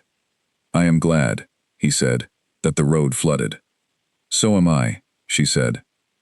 Mrs. Holt appeared with the tea approximately 45 seconds later, carrying the pot and the cups with the air of someone performing a perfectly ordinary domestic action at a perfectly ordinary time of evening, entirely unaware of anything of significance having recently occurred. She set everything down, said good night to both of them with the specific tone of a woman who is very satisfied with how the evening has gone, and intends to be satisfied about it for some considerable time, and left. Elara poured the tea. Edmund took his cup. They sat in the library as they had sat 7 weeks ago, fire between them, books on 3 walls, the November night pressing against the windows, and this time, neither of them was going anywhere in the morning. They talked for another hour, not about the decision, not about what came next, not about the conditions, or the timeline, or the practical arrangements that would need to be made, about books, mostly, about the specific quality of very early morning light in November, about whether there was a particular kind of cold that was more honestly cold than other kinds of cold, and what distinguished it, about small and honest things, the way they had talked the first time, because that was how they talked, and there was no occasion large enough to require them to talk differently. When the fire had burned down to warm embers, and the tea was long finished, and the night had fully settled outside, she stood, and he stood, and she said good night, and he said good night, and she went to the door. At the door she stopped. Edmund, she said. He looked at her. Thank you, she said, for all of it, for the door in the rain, and the dinner, and the library, and the solicitor, and for still standing at the top of the steps when the carriage reached the gate. He was quiet for a moment. Thank you, he said, for looking back. She went to bed in the blue room, with the fire still going, and the small flowers on the side table, and the complete, uncomplicated quality of being exactly where she was supposed to be, and she slept without any difficulty at all, which was the first time in 7 weeks that this had been true.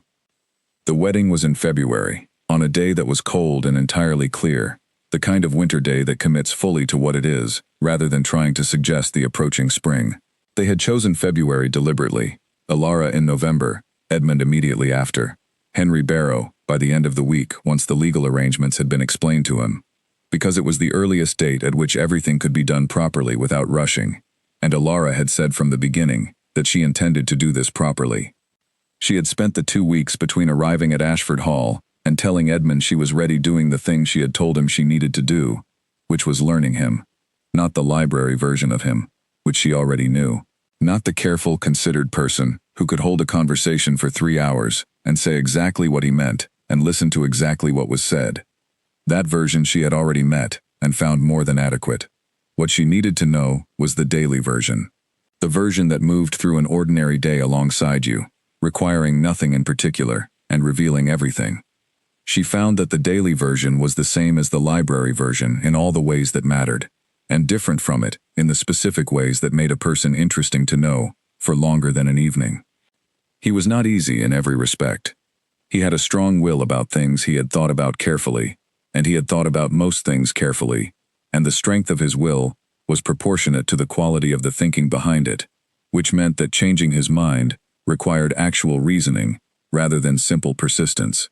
She found this challenging and entirely acceptable, because she was not looking for a man who agreed with everything she said. She was looking for a man who engaged with what she said, and there was a considerable difference between those two things. He left his coat in the wrong chair every night, and retrieved it every morning, without appearing to notice the pattern. He had a habit, when he was working through a difficult problem, of going very quiet for periods that could last anywhere from 10 minutes to an hour, not absent or withdrawn, simply very deeply occupied, and that ended without warning, with the statement of whatever conclusion he had reached, or the question he had decided to ask.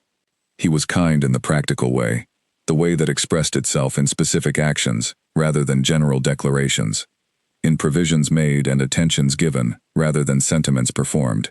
She trusted this kind of kindness more than the other kind, because it was harder to fake and sustained over time, in a way that performed kindness reliably was not.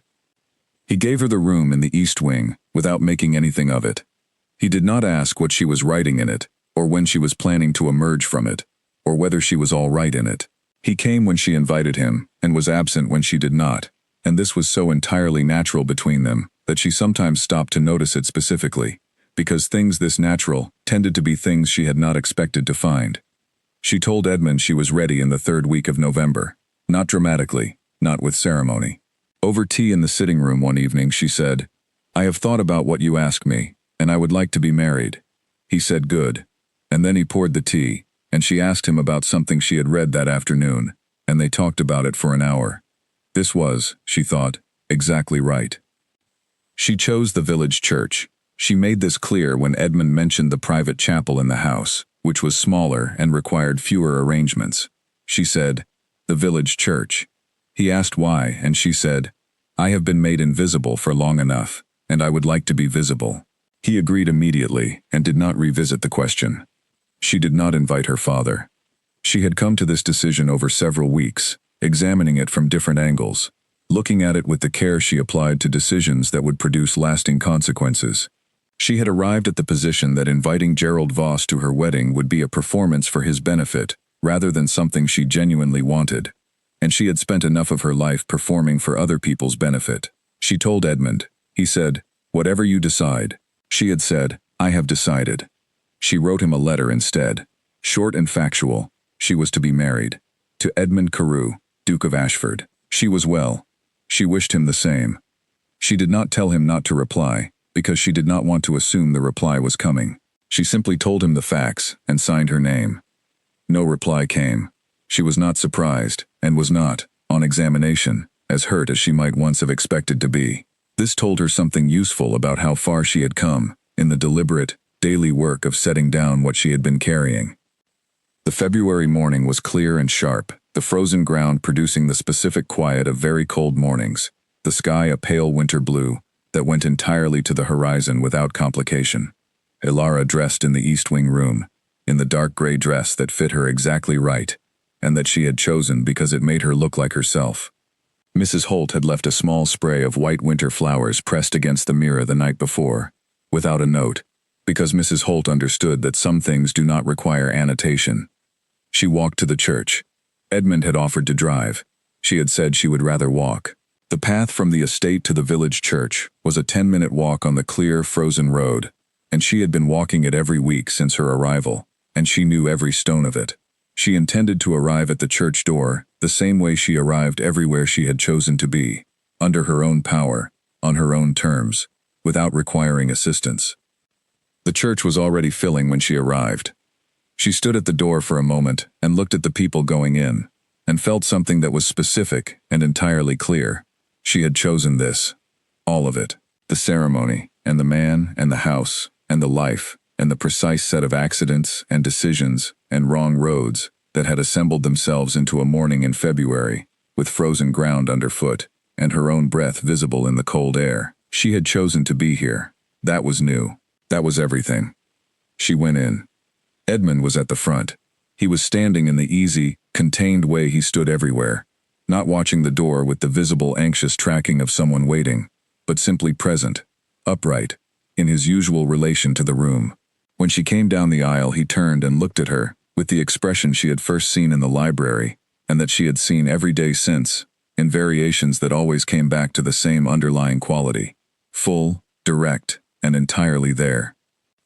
Mrs. Holt sat in the front left pew in her dark green dress, with the expression of a woman who is so pleased with an outcome that the pleasing is almost more than can comfortably be held, and who is managing it with characteristic dignity. Lucy was there, 2 rows back, having taken the morning coach from Hartwell on the grounds that she had promised she would be there, and she was a person who kept promises. She was in her best coat, and her expression was the transparent delight of someone who has emotionally invested in a story, and is now watching it arrive at the ending it deserved. Henry Barrow and his wife, Grace Lambert in a good blue coat, who had come because Alara had asked her specifically, and because the village library opening in April was already partly Grace's project, and Grace had invested in the project, and in the person who had proposed it. Albert at the back in his best jacket, sitting with the specific quiet satisfaction of a man who has watched things be planted, and has watched them come up. The vicar spoke the old words. They answered in turn. Edmund's voice was low and even. Hers was clear. The ring on her finger was warm from his hands, placed with both hands, warm and certain.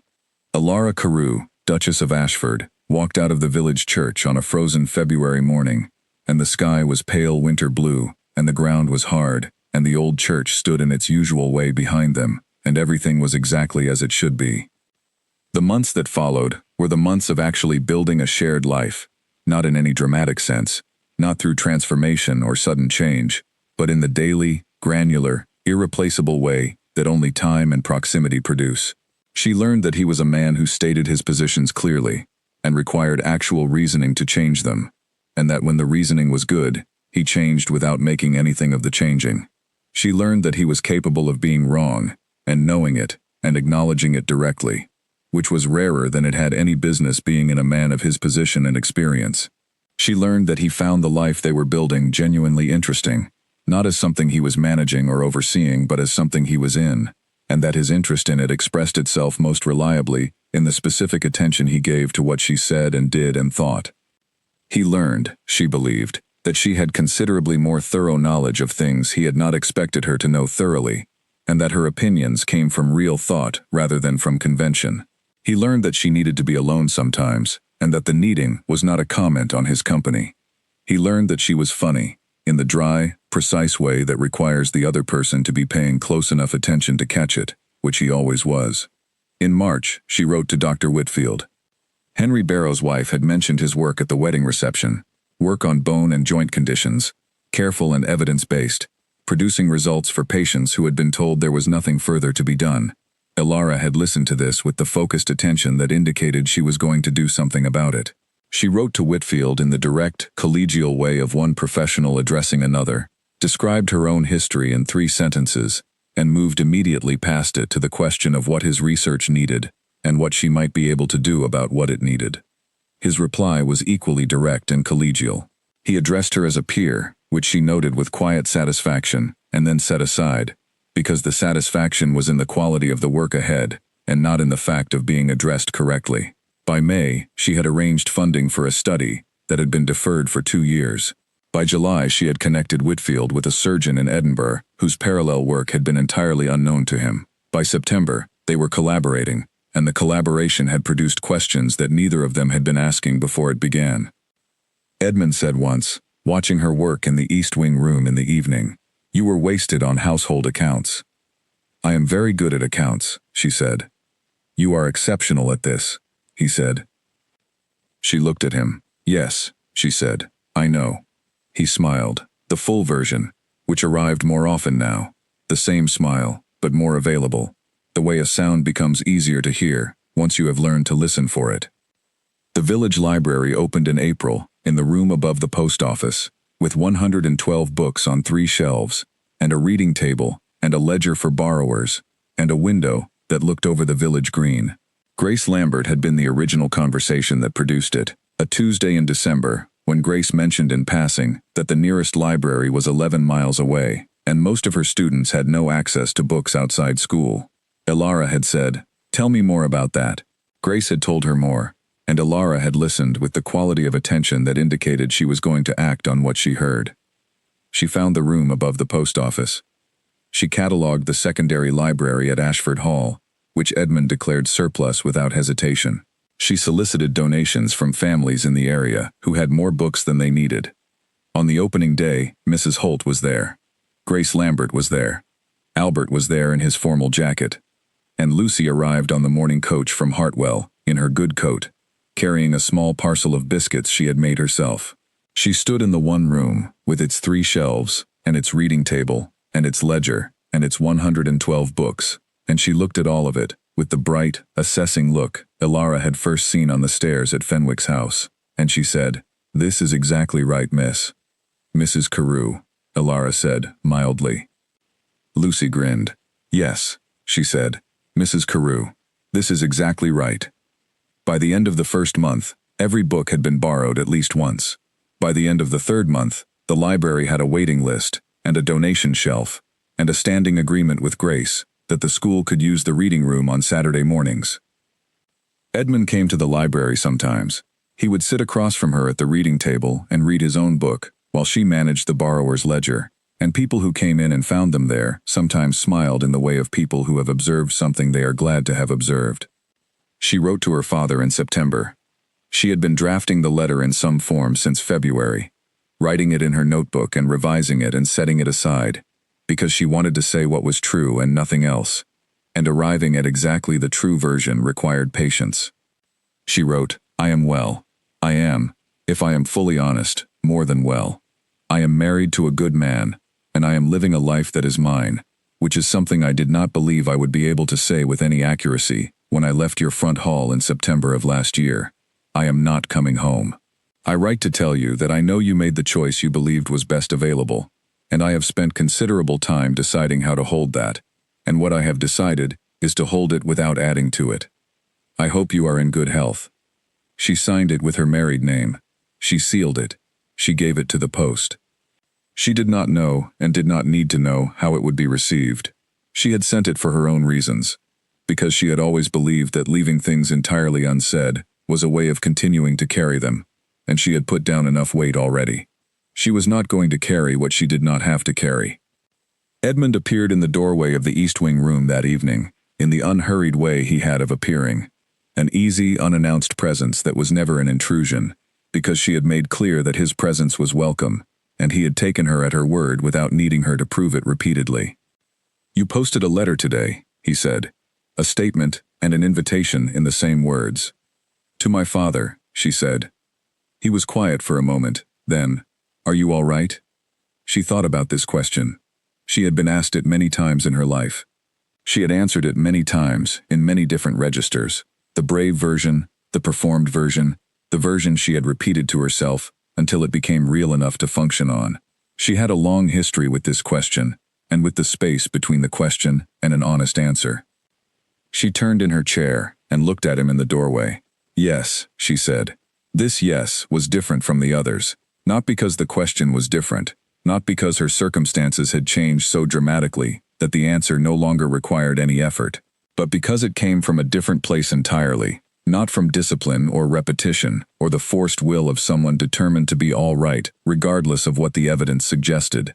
It came from the simple, unambiguous truth of where she was. She was in a room she had chosen, in a house that was hers, with a man who saw her clearly, and had proven it, in specific and concrete ways, over many months, doing work that mattered to her, living a life she had assembled from one wrong road, and one rainy evening, and one carriage door opened by a man who came out himself. She was all right. She was, by any honest measure, considerably more than all right, and this yes required no repetition, because it required no making true. It was simply already true. He came across the room, and settled into the second chair, and picked up the book from the side table, where he had left it 2 nights ago. He opened it. She turned back to her desk. She opened her notebook to a clean page, and wrote the date at the top, because she always dated her pages, and then she paused, and looked at what she had written. The date. She had been dating pages and notebooks since she was 12 years old, in her room at Northwood, in the room at Fenwick's estate, in every place she had been required to inhabit that was not quite her own. She had written in all of them, in every room, because writing was the one space where she could always be exactly herself, regardless of what the room around her was. She looked at this date, and felt something that was very simple, and required no further analysis. This was a good day. This had been, by any honest accounting, a good year. The chain of days stretching back from this one, through the library and the letter to her father, and the research and the wedding, and the village library, and the October evening in this very room, and the November agreement, and before that the 7 weeks in Hartwell, and before that the one night here, and before that the storm and the wrong road. The whole improbable, unasked for, very much deserved shape of it was hers. She began to write. Edmund turned a page. The fire in the grate settled and breathed. Outside the east wing window, the October evening was arriving from the fields, the light going from gold to gray to the deep blue that precedes the dark, and it lay on the long meadow and the line of trees at the estate's edge, and the kitchen garden below the window, where everything had been put properly away for winter, and it fell on the stone walls of Ashford Hall, in the particular way that old light falls on old stone, which is the way of things that have found their proper relation to each other after a long time. And far to the south, in the kitchen garden of a house in Hartwell, the lavender along the south wall had come up in the spring, as lavender does, without urgency, without fanfare, simply because it was planted in good soil by someone who intended it to grow, and because spring came after all, and it had gone through its full season, and was settled now into the patient dormancy of November, its roots deep and established in the ground. Albert had tended it. He had said he would.